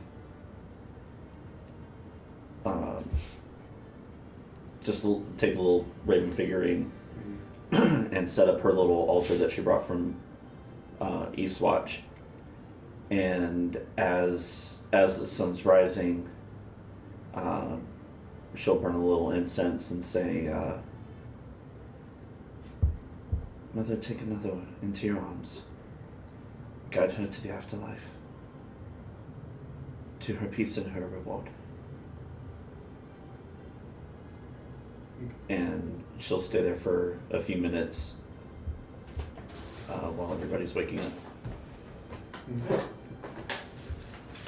So, unless there's anything else you think want that'd to be the guys do priority in the thing for me to meeting, give we'll you jump now. to the I meeting. figure we're gonna work on I stuff later. would have set up somewhere close by to where Riker was sleeping. Because we're just used to that at this point. Riker's waiting for you to fall asleep. He's on guard duty. He's very much bodyguard right now. I don't know how long that takes because she probably like set up and then brought a craft project and was looking at it and then bleared and looked up and goes, "Oh, it's really late. I'm almost done though." All the kids have gone to bed. There's time to work.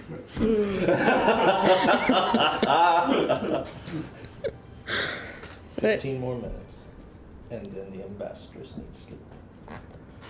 You have a very busy day. right.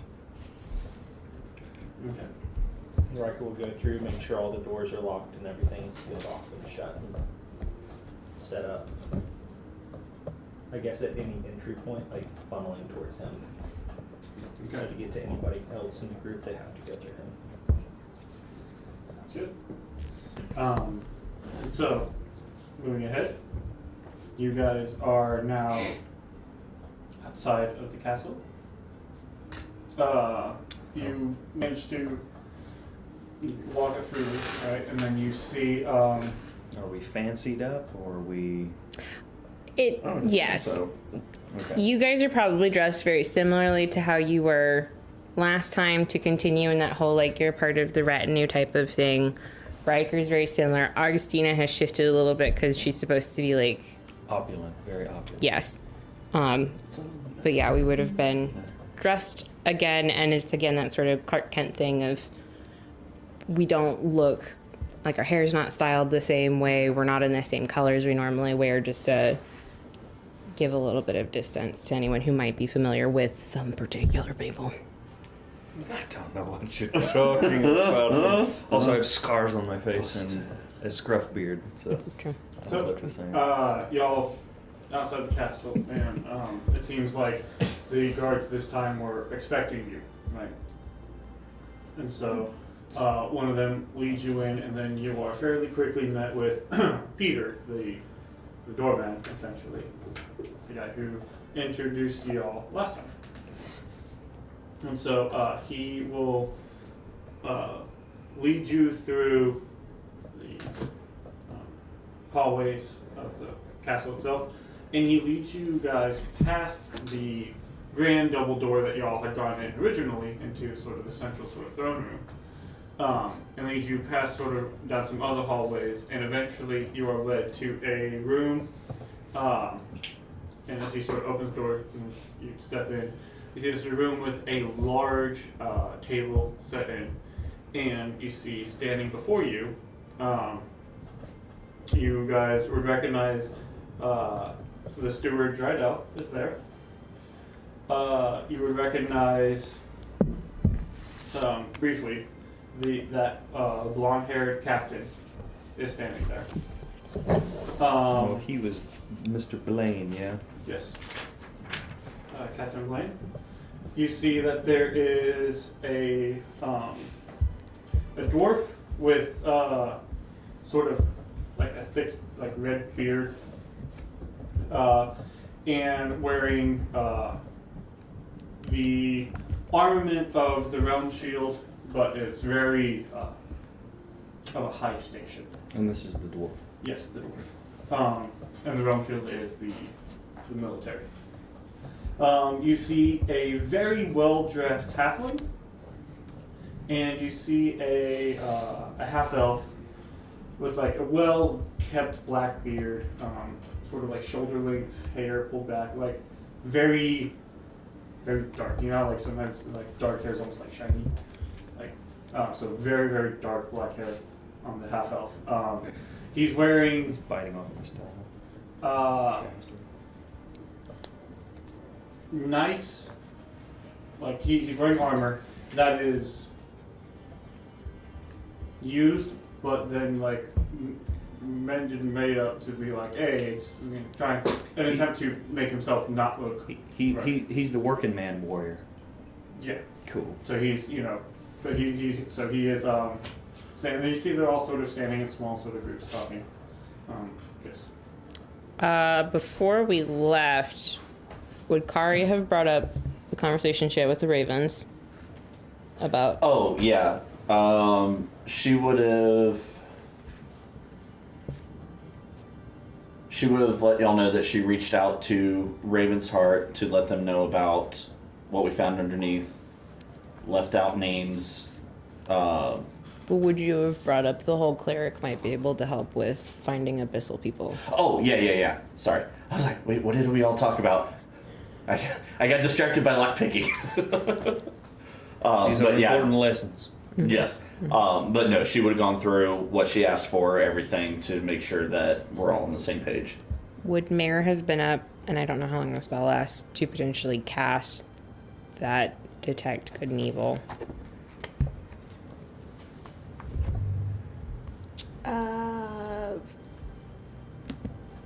I haven't set my spells for in the morning yet. So if y'all had asked, Mare would have made sure that she prepared that one. If she could, yes. Let's see. Yeah. What is I'm not sure what the duration on that spell is.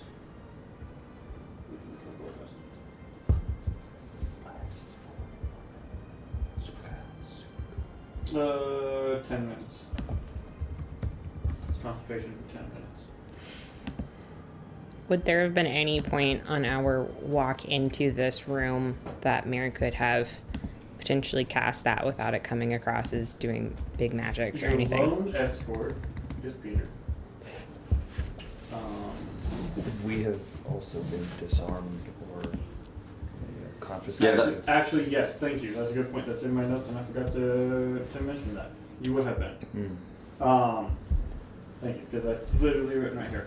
So yes, any apparent weapons, you would have been asked to leave outside of this room. In a secure place? Yeah, it seems like there's like an area. So mainly because and just so like walk in and be like, wait, that commander looks like he has a weapon. Y'all want to know. And so you are asked to remove weapons, and you are asked to remove your helm in front of the king. But yeah, so you would have been asked to remove. So my swords and my dagger are gone.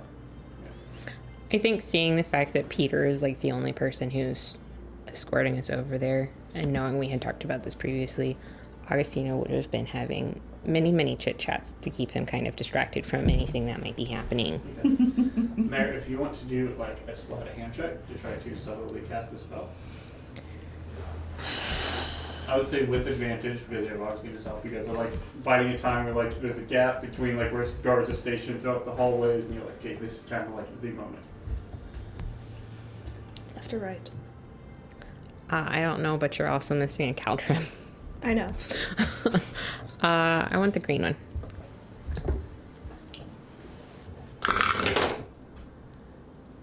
Green one rolled a natural 20. Woo! So Yay, you green. managed to get that spell off. And then yeah, Riker, you are asked to remove your helm.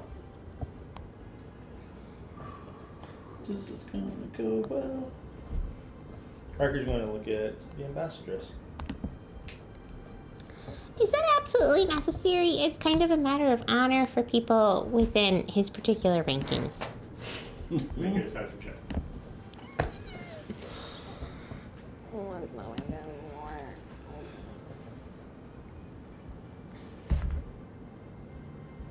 18.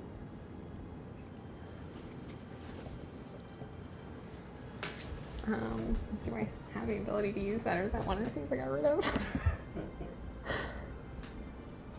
Which one? Tides? I don't know that I want to use Tides of Chaos right now, because I know you're gonna make him come back. No, I cast a spell. I did get rid of that. Okay.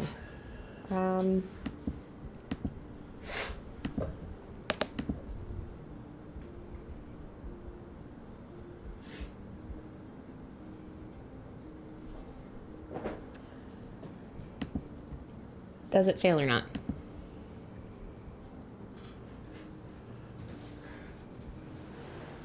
Say that he. Oops. Okay. No, I need to know if it fails or not.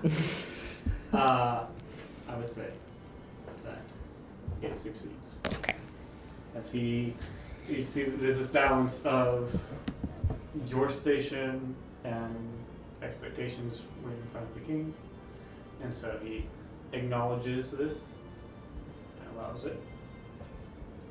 So you are allowed to keep your mouth on. He says yes. Riker takes his weapons and hands them to him as a sign of no ill intent. Okay. So, It's, yeah, it's only after that that Riker Yeah.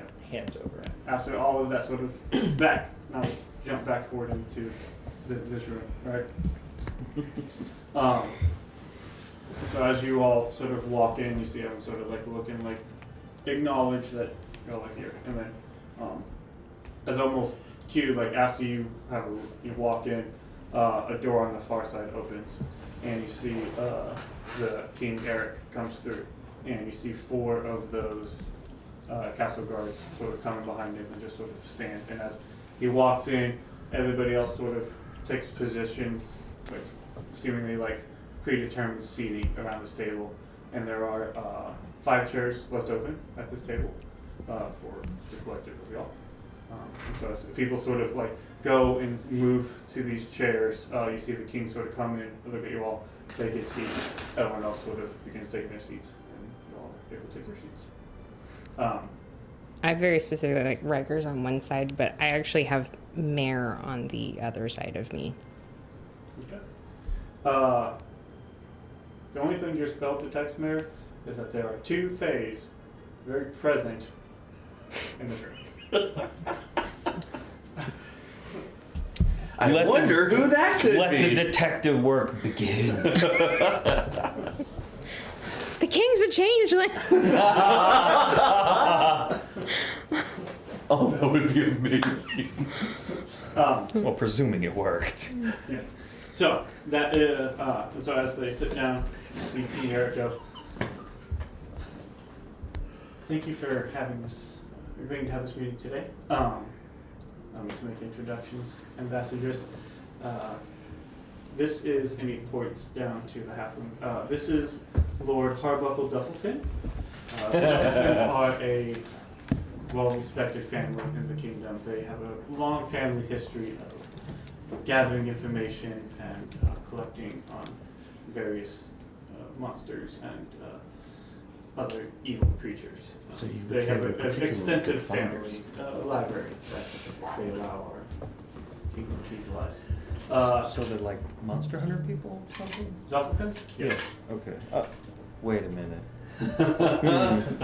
What was the first name? Harbuckle. Harbuckle. Lord Harbuckle Duffelfin. Sounds familiar now that I think about it. Points to Rydell and goes, this is Lord Círdan Drydell. He is the steward to the king. And then he points off to the side. This is Sir Roderick Grimshackle, points to the dwarf. The commanding general of the Realm Shield. Seated next to him is Sir Ephraim Blaine. He's the captain of the Princess's Guard and has requested to be here today as he just finished traveling from harboring across the country and thinks that he might be able to provide insight into this discussion. And we are graced by having the presence of a ranger with us. This is Sir Gaberin Dorvar, pointing to the half-elf. Not often do we have rangers come by, but Sir Gaberin is known to us and a good friend of the crown. And since he happened to be around at this time and not out roaming the wilds, we thought it might benefit this discussion to have him present as well. Oh, all these wonderful names. Who was the second guy? Was that the steward? Yes. Sirden Dreidel. Yeah, Lord Sirden Dreidel. And it was My Ember Fist. Roderick Grimshackle, Sir Ephraim Blaine, and Sir Gavrin Durgar? Sir Gawain Dorvar. Dorovar. If he was Durgar, that would be very different. If he was a Durgar, that would be very different. Yeah. What was Blaine's last name? Blaine was the last Blaine name. was His first last name's name. Ephraim. Ephraim Blaine. So after the king makes all the mention, goes, I'm a slow rider. Ambassadors, I believe the floor is yours now. Tell us everything that you have come to say. Well, there's not much more than what was discussed yesterday. As stated, we were traveling through, and well, with one of your own coming from Harbor Inn, I'm sure you're aware. Traveling to and from the Feywild, we go to Harbor Inn, and then traveling from Harbor Inn over to the capital. And during our travels between the capital and Harbor Inn, we saw this strange obelisk that seemed to be broken, sort of like a blackstone obsidian. And it was identified as being something that was abyssal in force and very odd for us to see here in the material plane. And so it was what sparked the conversation that we had yesterday whenever we arrived. Unfortunately, having that whenever your sister came, we are very sorry about that. We were not sure what the situation was at hand, and so I wanted to make sure that the information came through appropriately. At this point, Sir Ephraim, Captain Blaine, goes, I can in fact attest, during our travels, we must have traveled right in front of each other. Said that we had missed your convoy. During our travels, we did in fact see a few of these black towers. There was a couple in the immediate vicinity, and then we did see a couple more off in the distance. Assuming that those must certainly be the exact same ones that you were referencing previously. We didn't stop to investigate them. I must ask, we ran into, and perhaps during this council, this might be something we should address with Sir Gawain. He might have more information on this, but will you happen to be tracked by any orc warring parties? No. Normally they leave especially the royal caravans, quite alone. But it was concerning that they happen to be following. Did you happen to run into any of those? No, we had not. We came across a giant, which was very interesting. We were actually hoping we had heard about these strange creatures that are here that change shape in the light of the moon. So we were actually hoping to potentially see one of those, but no, we didn't see any orcs on our travels. At this point, She was the read under the bus there for a second. you see the halfling Lord Delphine go, well now, if you were talking about monsters that change shape in the moonlight, you must be referencing one of those lightning types. Is that what you're referencing? I mean, we are here on behalf of the Empress of the Moon, so it is of interest to her. Now that seems to just make a good deal of sense. I hadn't really thought about that. Now my family has done a good deal of research and study into those with the curse of lycanthropy. And now, Your Grace, I imagine you might have some more information, or possibly even you, Sir Gawain, but per my knowledge, most of those with that curse have been well kept and confined into the mountains of the Titan's Teeth up to the north. I do believe that that's where there is a group up there that tries very hard to keep them there. Now, sure, sometimes I think some have managed to calm down and cause a little bit of trouble, but that's where good folks like Sir Gawain come in, and they are able to work and stop the furthering spread of that there curse. And Sir Gawain goes, well, I do believe that is in fact the purpose of the Rangers. We serve to protect the good folk from those of a more evil intent. And the curse of lycanthropy is something that is concerning, and especially those of Sir Ephraim, what you have said about those orcs, that is concerning. I would not think that the Orc King Throck would be so bold. He is not so brazen to have trailing of a royal caravan. It seems concerning. And Lord Searden, the steward, goes, well, now, Orc King Throck has been around for a while, and generally he's not been too great a problem, but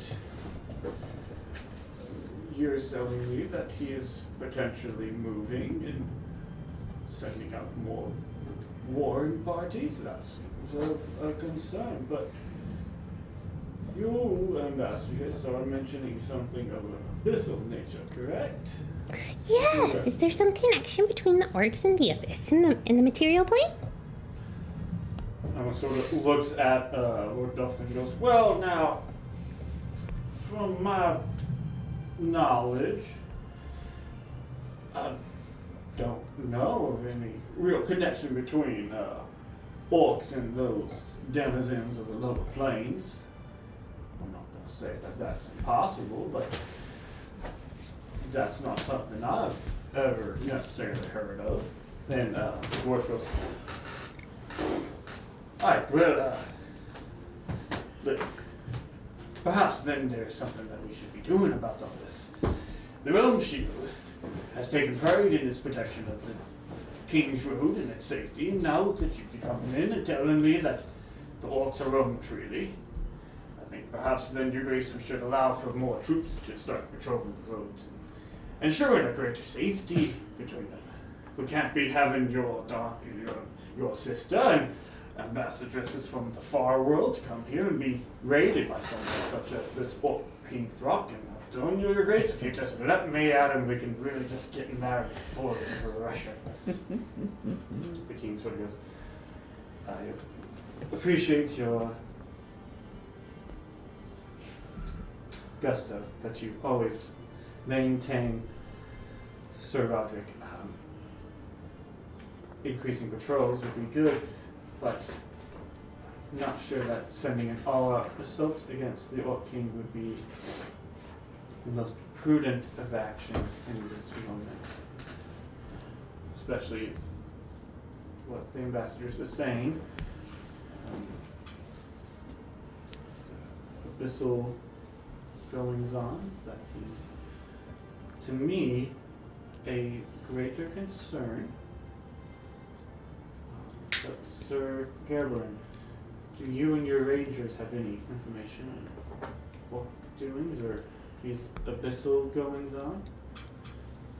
And Gerberin goes, well, with grace. As far as the orcs, I have not seen much of an increase in action. However, I can speak to some of the other rangers that patrol closer to where he likes to claim his throne at down in the Razorbacks. So that's a little bit further south than my normal patrolling, but I can go and speak with some of the other rangers and see if we can't figure out what's made this Orc King so emboldened. So that seems like a problem. No problem with that, Your Grace. Now, I have not seen any of these, what do you call them, obsidian growth spurs that are spun up from the ground. I've not seen any, but you can tell me, perhaps you can even tell me, Captain Blaine, how far spread of power these in your sightings? Are they close to each other? Are they miles apart? And Captain Blaine goes, well, I do believe that they were fairly far apart by miles. We saw a good portion of them on King's Plain. Then there was I'm sure you can attest to this as you've just traveled this same road. Just south of the Mellist Forest, there's another one further down. I think I counted 5 on the road to my count. Is that roughly what you counted in your travels? Oh, you don't know if we saw that many. I just know that we saw several, and it was very concerning to us. And I must be honest. There's what you see, but there's also what you don't see. Because these types of things are very nefarious things from the abyss. And so they're very sneaky about where they show up and where they appear. So I would be concerned that so many of these are popping up so frequently, and you haven't noticed them until now. If there are other things that maybe are popping up that you haven't noticed yet. And the steward Dreidel goes, "Now, ambassadors, I do have a question. What interest does the Fae have in these, or should I say this, why are you concerned or invested in the abyssal goings-ons of this country? Now, granted, we do appreciate your concern, but why are the Fae so concerned with doing-ons of the lower planes?" Insight check. For what? I want to understand if he's attempting to redirect or throw shade and bypass escalating the importance of the situation, or if he's trying to legitimately.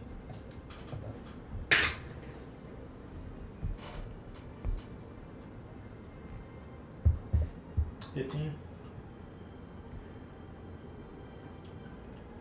It seems Dreidel is an old elf. And it seems like he is trying to understand why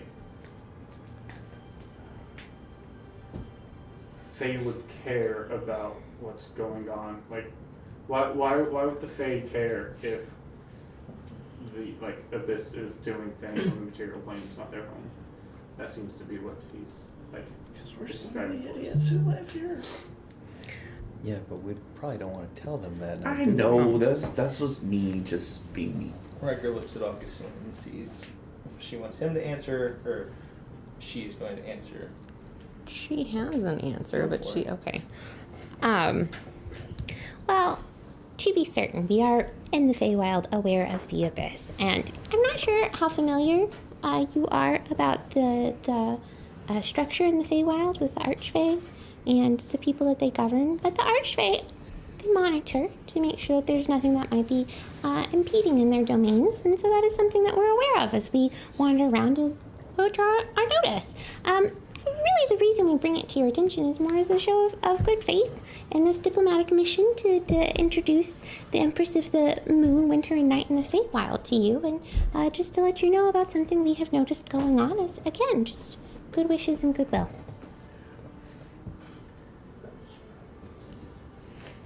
Well, and that is your intention, and we are very grateful for you looking out for the well-being of this kingdom of ours.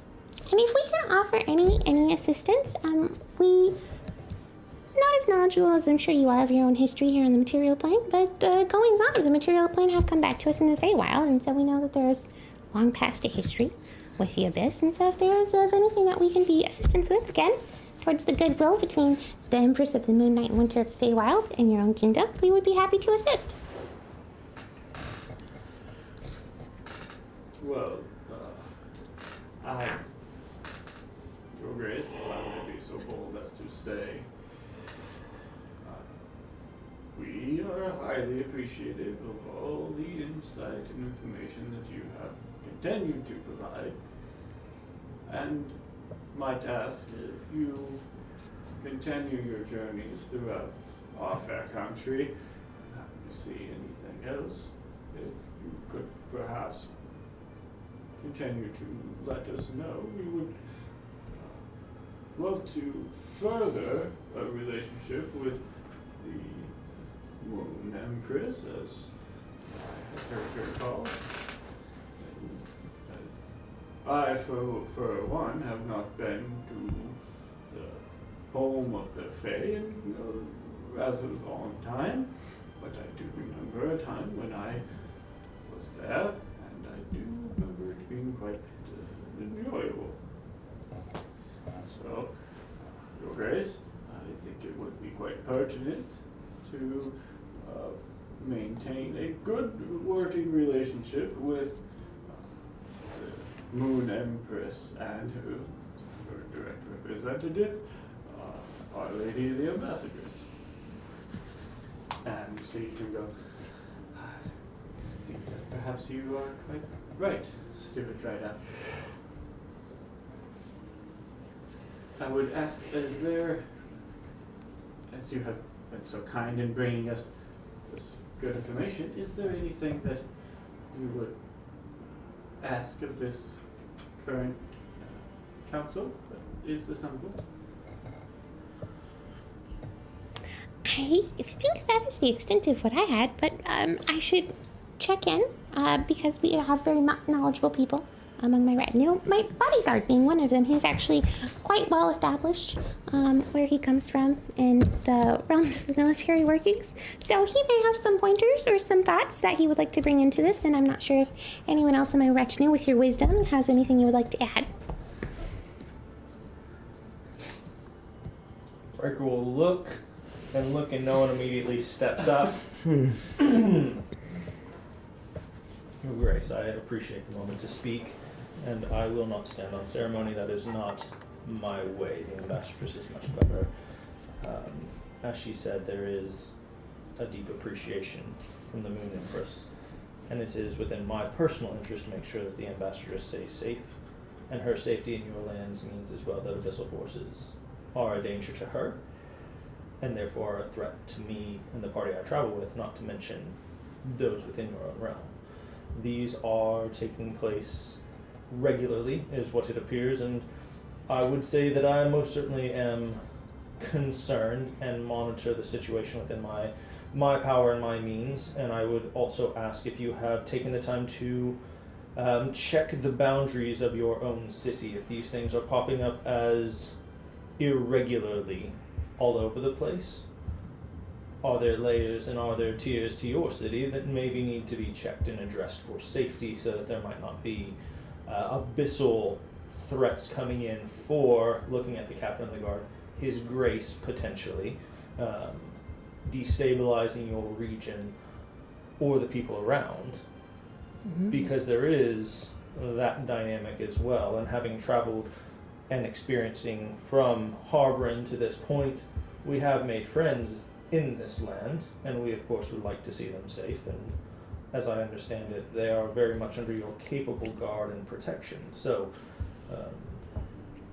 those are questions that for me, in the interest of protecting the ambassadress, raise concern, and I'm sure that you have thought of them yourself as we've been speaking, but there might be abyssal forces at work in your city which threaten the ambassadress. For me and for you, His Grace as well, and all that comes with it. And if we can offer any type of assistance, we would like to. But my part is a warning as to the immense number of their appearances that are concerning, dictate for me immediately a response of protection, and I'm sure the burden you carry, you must feel much worse than I do. What's the general response to Riker's discussion of things possibly being in the city? There's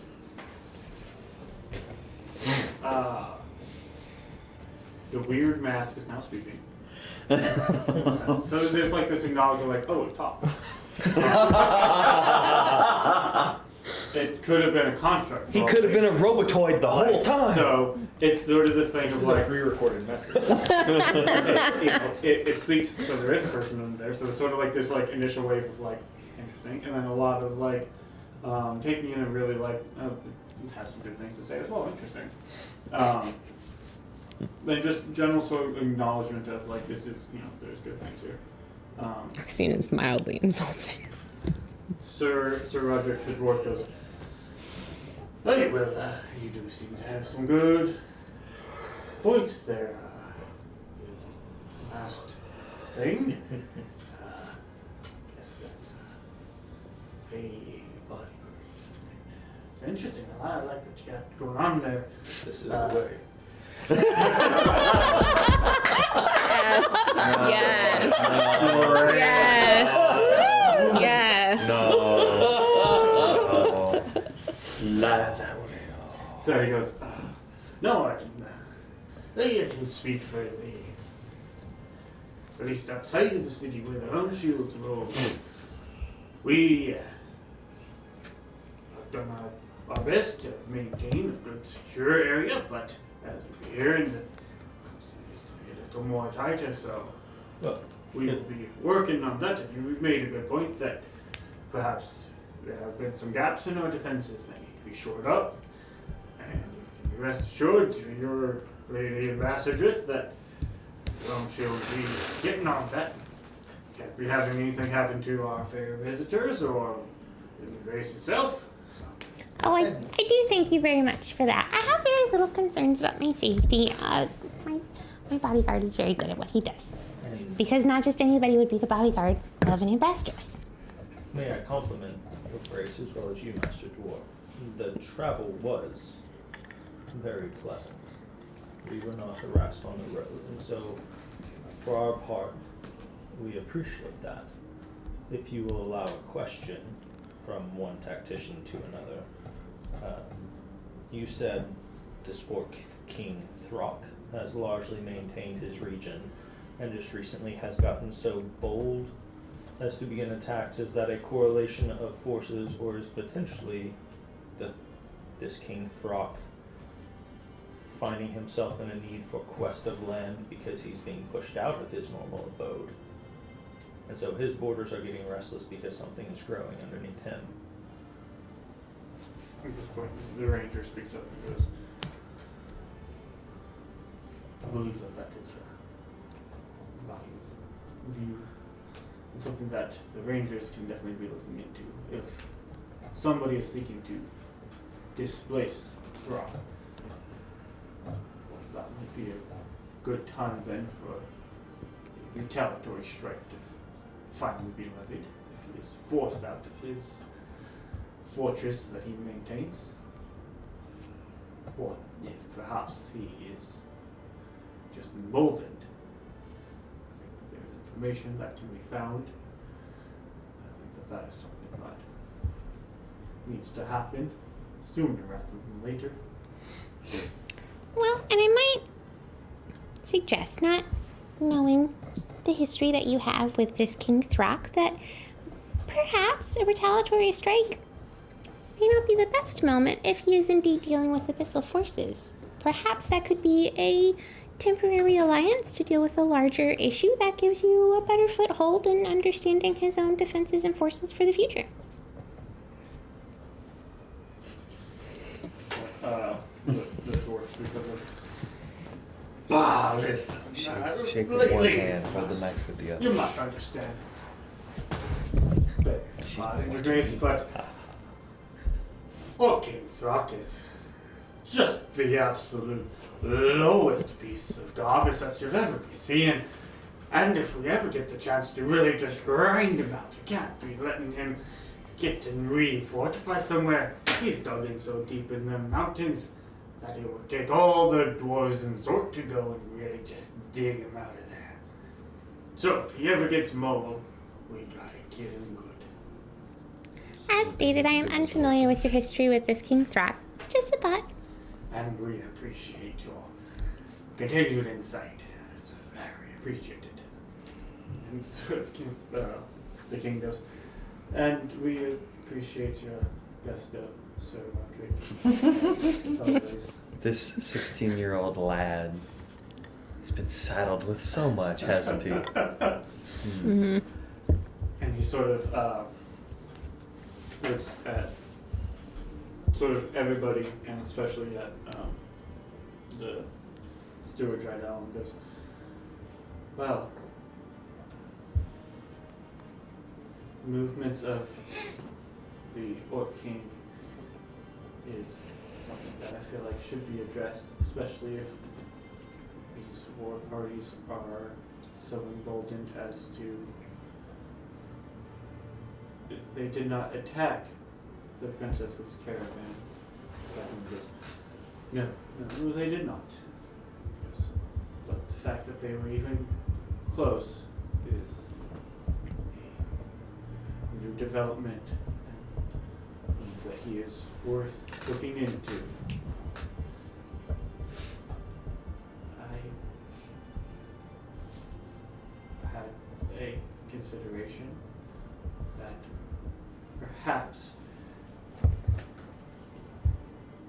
the enemies of my enemies are my friends in the inverse. What if orcs are emboldened because they have aligned with these abyssal forces? Much wisdom. This is something that is concerning, and Sir Gaberin, if you and the other rangers that you know could operate as scouts for information, the crown would be very appreciative of anything that you can do. And Gaberin's just sort of turns like nods at the king. And Drydell goes, very good, Your Grace, very good, valuable insight. As always, your wisdom far exceeds your yes. I wonder if perhaps it is best that we call an adjournment for this gathering so that more information might be gathered, and perhaps after your sister's celebratory ball, those of us who are still in town and around, Sir Gaberin, I know your business takes you far, but perhaps we might have another council as a means to discuss any further information that has been acquired, if any further information is indeed to be found. The king goes, I think that is a wonderful idea, Steward Drydell. Ambassadress, thank you for bringing this information to us and for having us to have a cause to bring this council together. Thank you, and thank you, Lord Ducklefin, for your presence here. Your family's knowledge is always appreciated. We will continue our conversation.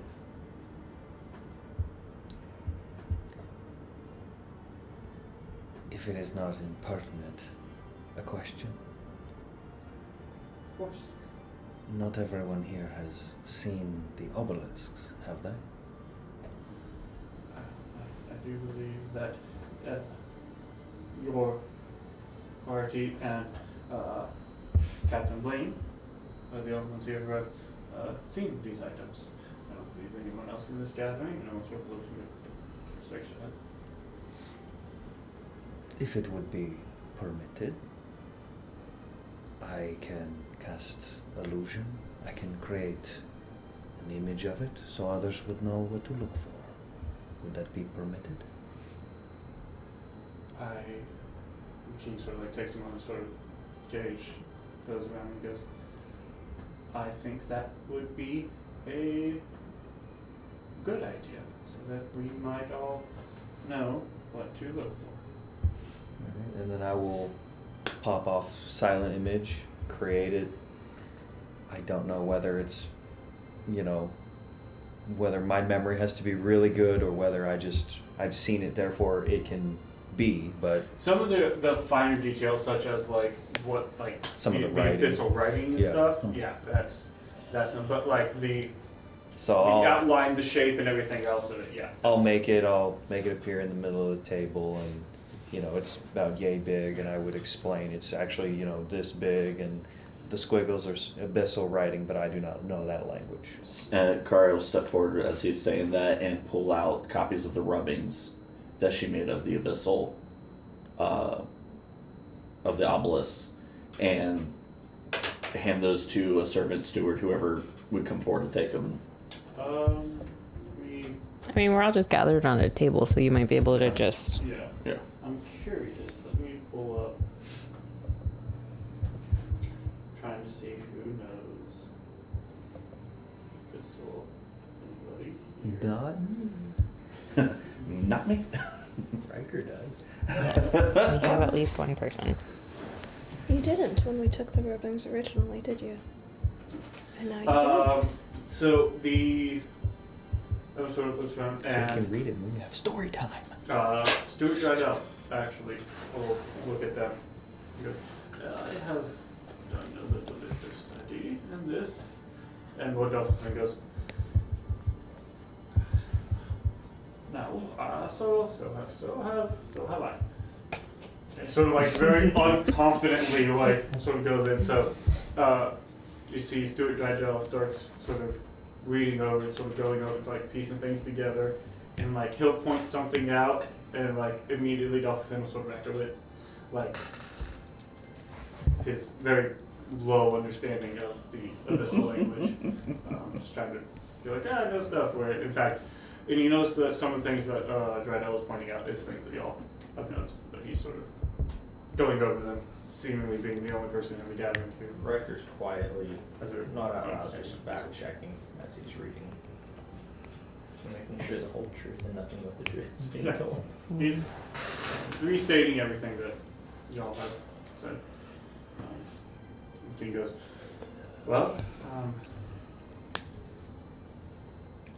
ambassadors, these are in your party's possession.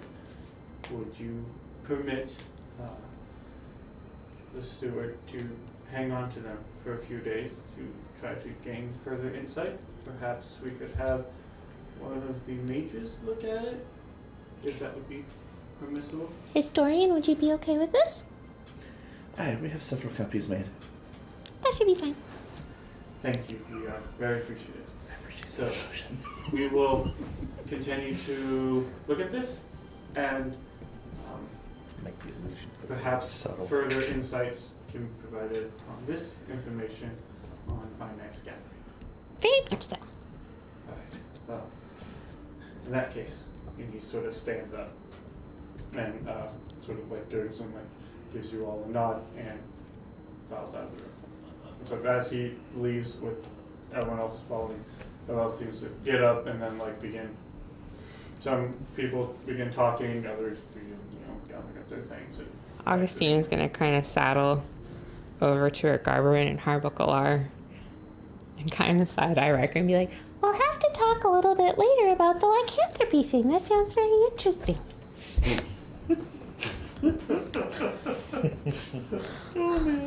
Riker will go begin a conversation with Duffleton.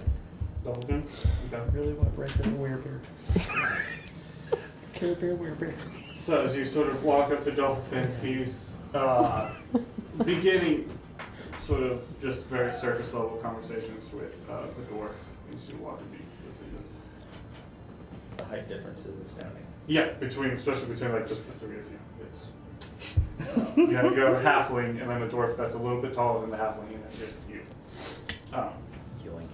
And so as you sort of come around, the Lord Duffleton goes, well now, you say you did have some fine information to be provided there.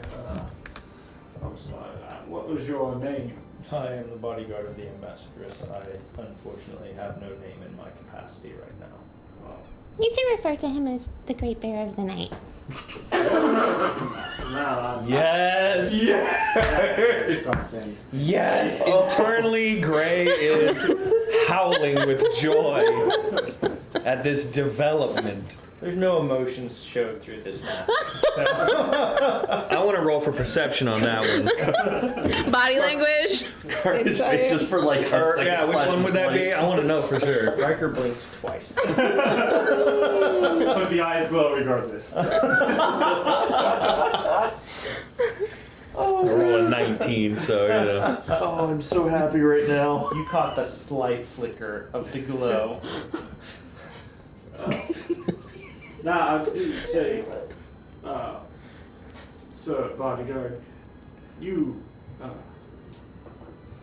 are definitely not what the collective here might have expected from a Fey bodyguard. You strike a imposing figure, and all of our understanding of Fays are of a slender and graceful nature, and you must understand, you walk like you have the countenance of a bear. Well, I do appreciate that and take that as a high compliment. You understand, of course, that the ambassadress works for the Moon Empress, and the Moon Empress does appreciate things that are different at times and not always what they seem. Hence the fascination with werewolves and love-like. Oh, right. Why'd you look at us? Those under the curse of lycanthropy. He's trying to figure out if he's being equated with like a werewolf bear or something right Oh. now. Now, I must say that it is my family's understanding that the lycanthropy started in the Feywild under the guidance of the Moon Empress, but some of them bled over into the material plane, and that's where they come. Is that your ambassador's purpose? Is she attempting to gather up all of those and send them back to the Feywild? Today, the ambassador's sole point is to make connection with the wonderful people of the town. Ah, well, I would not dare impose my assumptions upon the ambassadress. She is at the bidding of the Moon Empress. no, of course. I do not control that. I am there to make sure that she survives, be it abyssal creatures, or should she take the liking to rounding up were creatures, that also becomes my responsibility. Now, if she does intend to round up individuals under the curse of lycanthropy, I must say, her best bet of looking would be, as I have stated, the northern regions of this fair country. Specifically, I believe that the Titan's teeth towards the northeastern portion of your country would be where they are mostly contained. There is a group up there that seems to have taken it upon themselves to ensure that the spread of lycanthropy does not, well, spread. Well, I am sure His Grace is very appreciative of your ensuring and safety for his people. And I am sure the ambassadress has got her heart set on seeing something. Now, I will say We need to that make them a favor. us Duffelfins have, in our long historic time, have come across a few of those under such a curse that have managed to sneak past the guard up there in the mountains. And we Duffelfins have recorded a great history of means by which to take down these creatures. It is in our studies, the common practice of those who hunt such, that silver seems highly potent against those creatures of such a nature.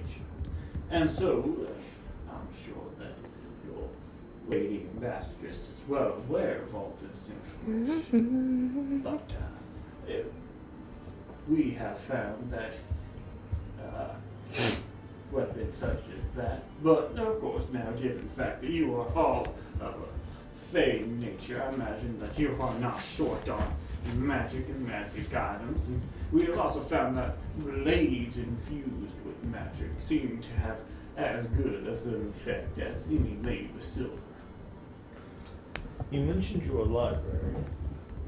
If I might be so bold as to request sometime the invitation to study. The Duffelfin Estate boasts a most fabulous library that contains a history of means by which to combat the forces of evil from all things, this and others. And so, of course, now the Duffelfin Estate is a mere day's ride just to the immediate east of this fair capital.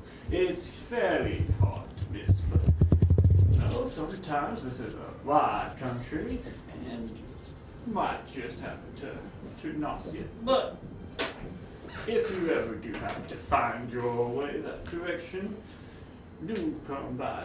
We would be most honored to have esteemed individuals such as the Lady Ambassadress herself.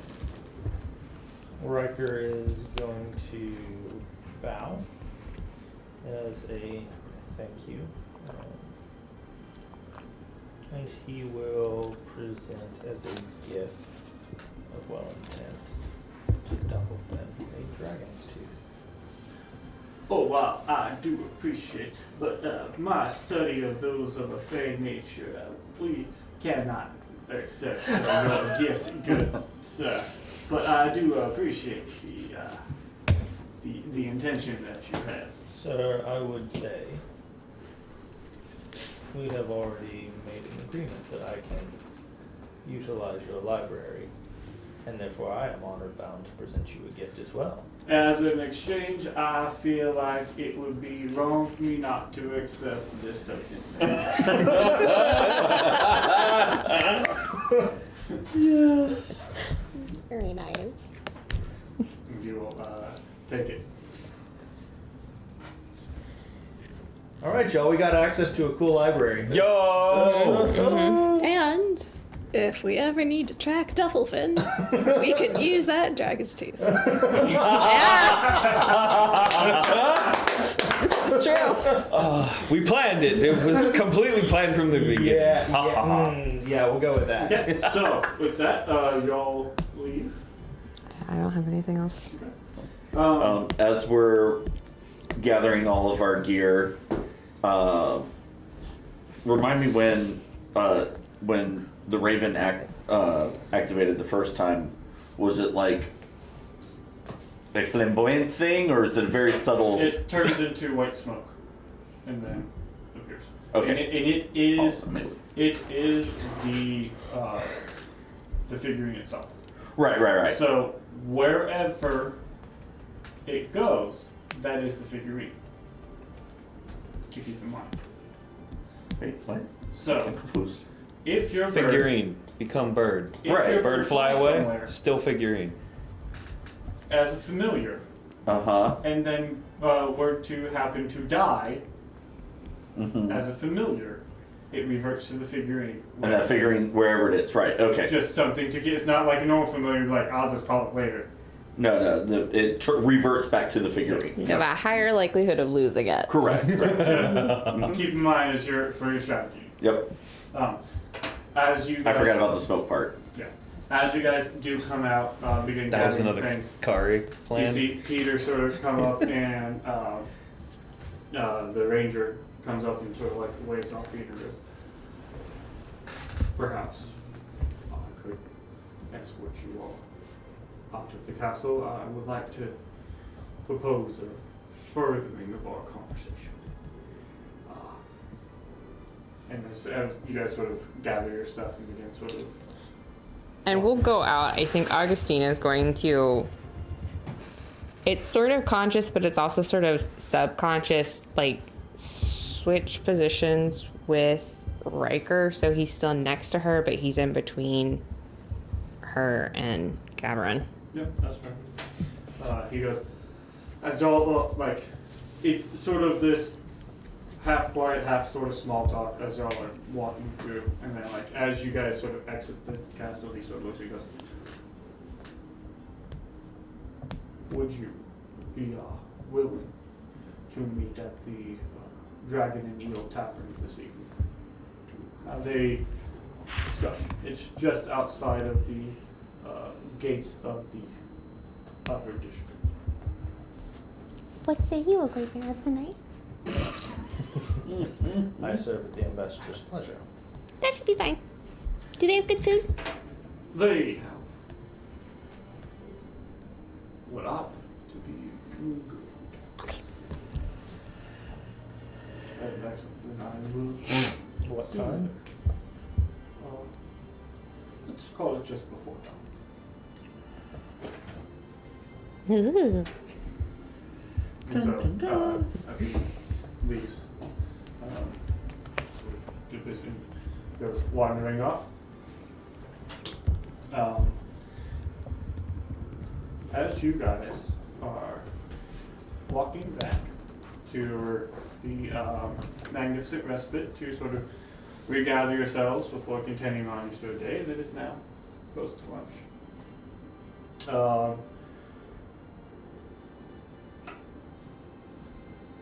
I would say, Riker, you see it first. And then the rest of you recognize a tall, shockingly beautiful female, bronze skin.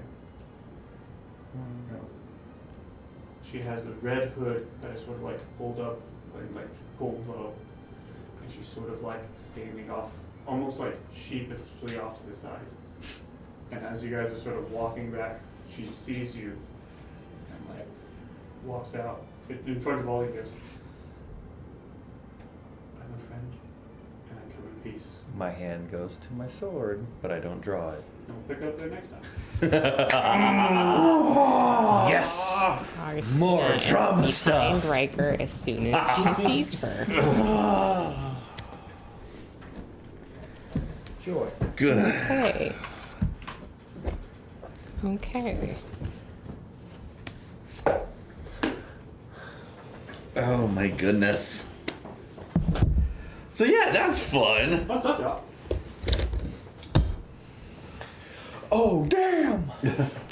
Yeah, I was planning on letting the Raven just fly out and back into the thing, but I was like, you know, I should probably ask if this thing does something when it reverts, because I don't remember. It's I'm also so glad I did. a full-ass raven. That's white. So, just, flying inside the castle. I mean, I feel like it's a castle. Birds get in every now and then. Yeah, birds are subtle. Just to keep in mind, it is also like a white raven. Yeah, that's true. Like technically silver. It has a silver essence to it. Shiny. So Fun stuff. Shine.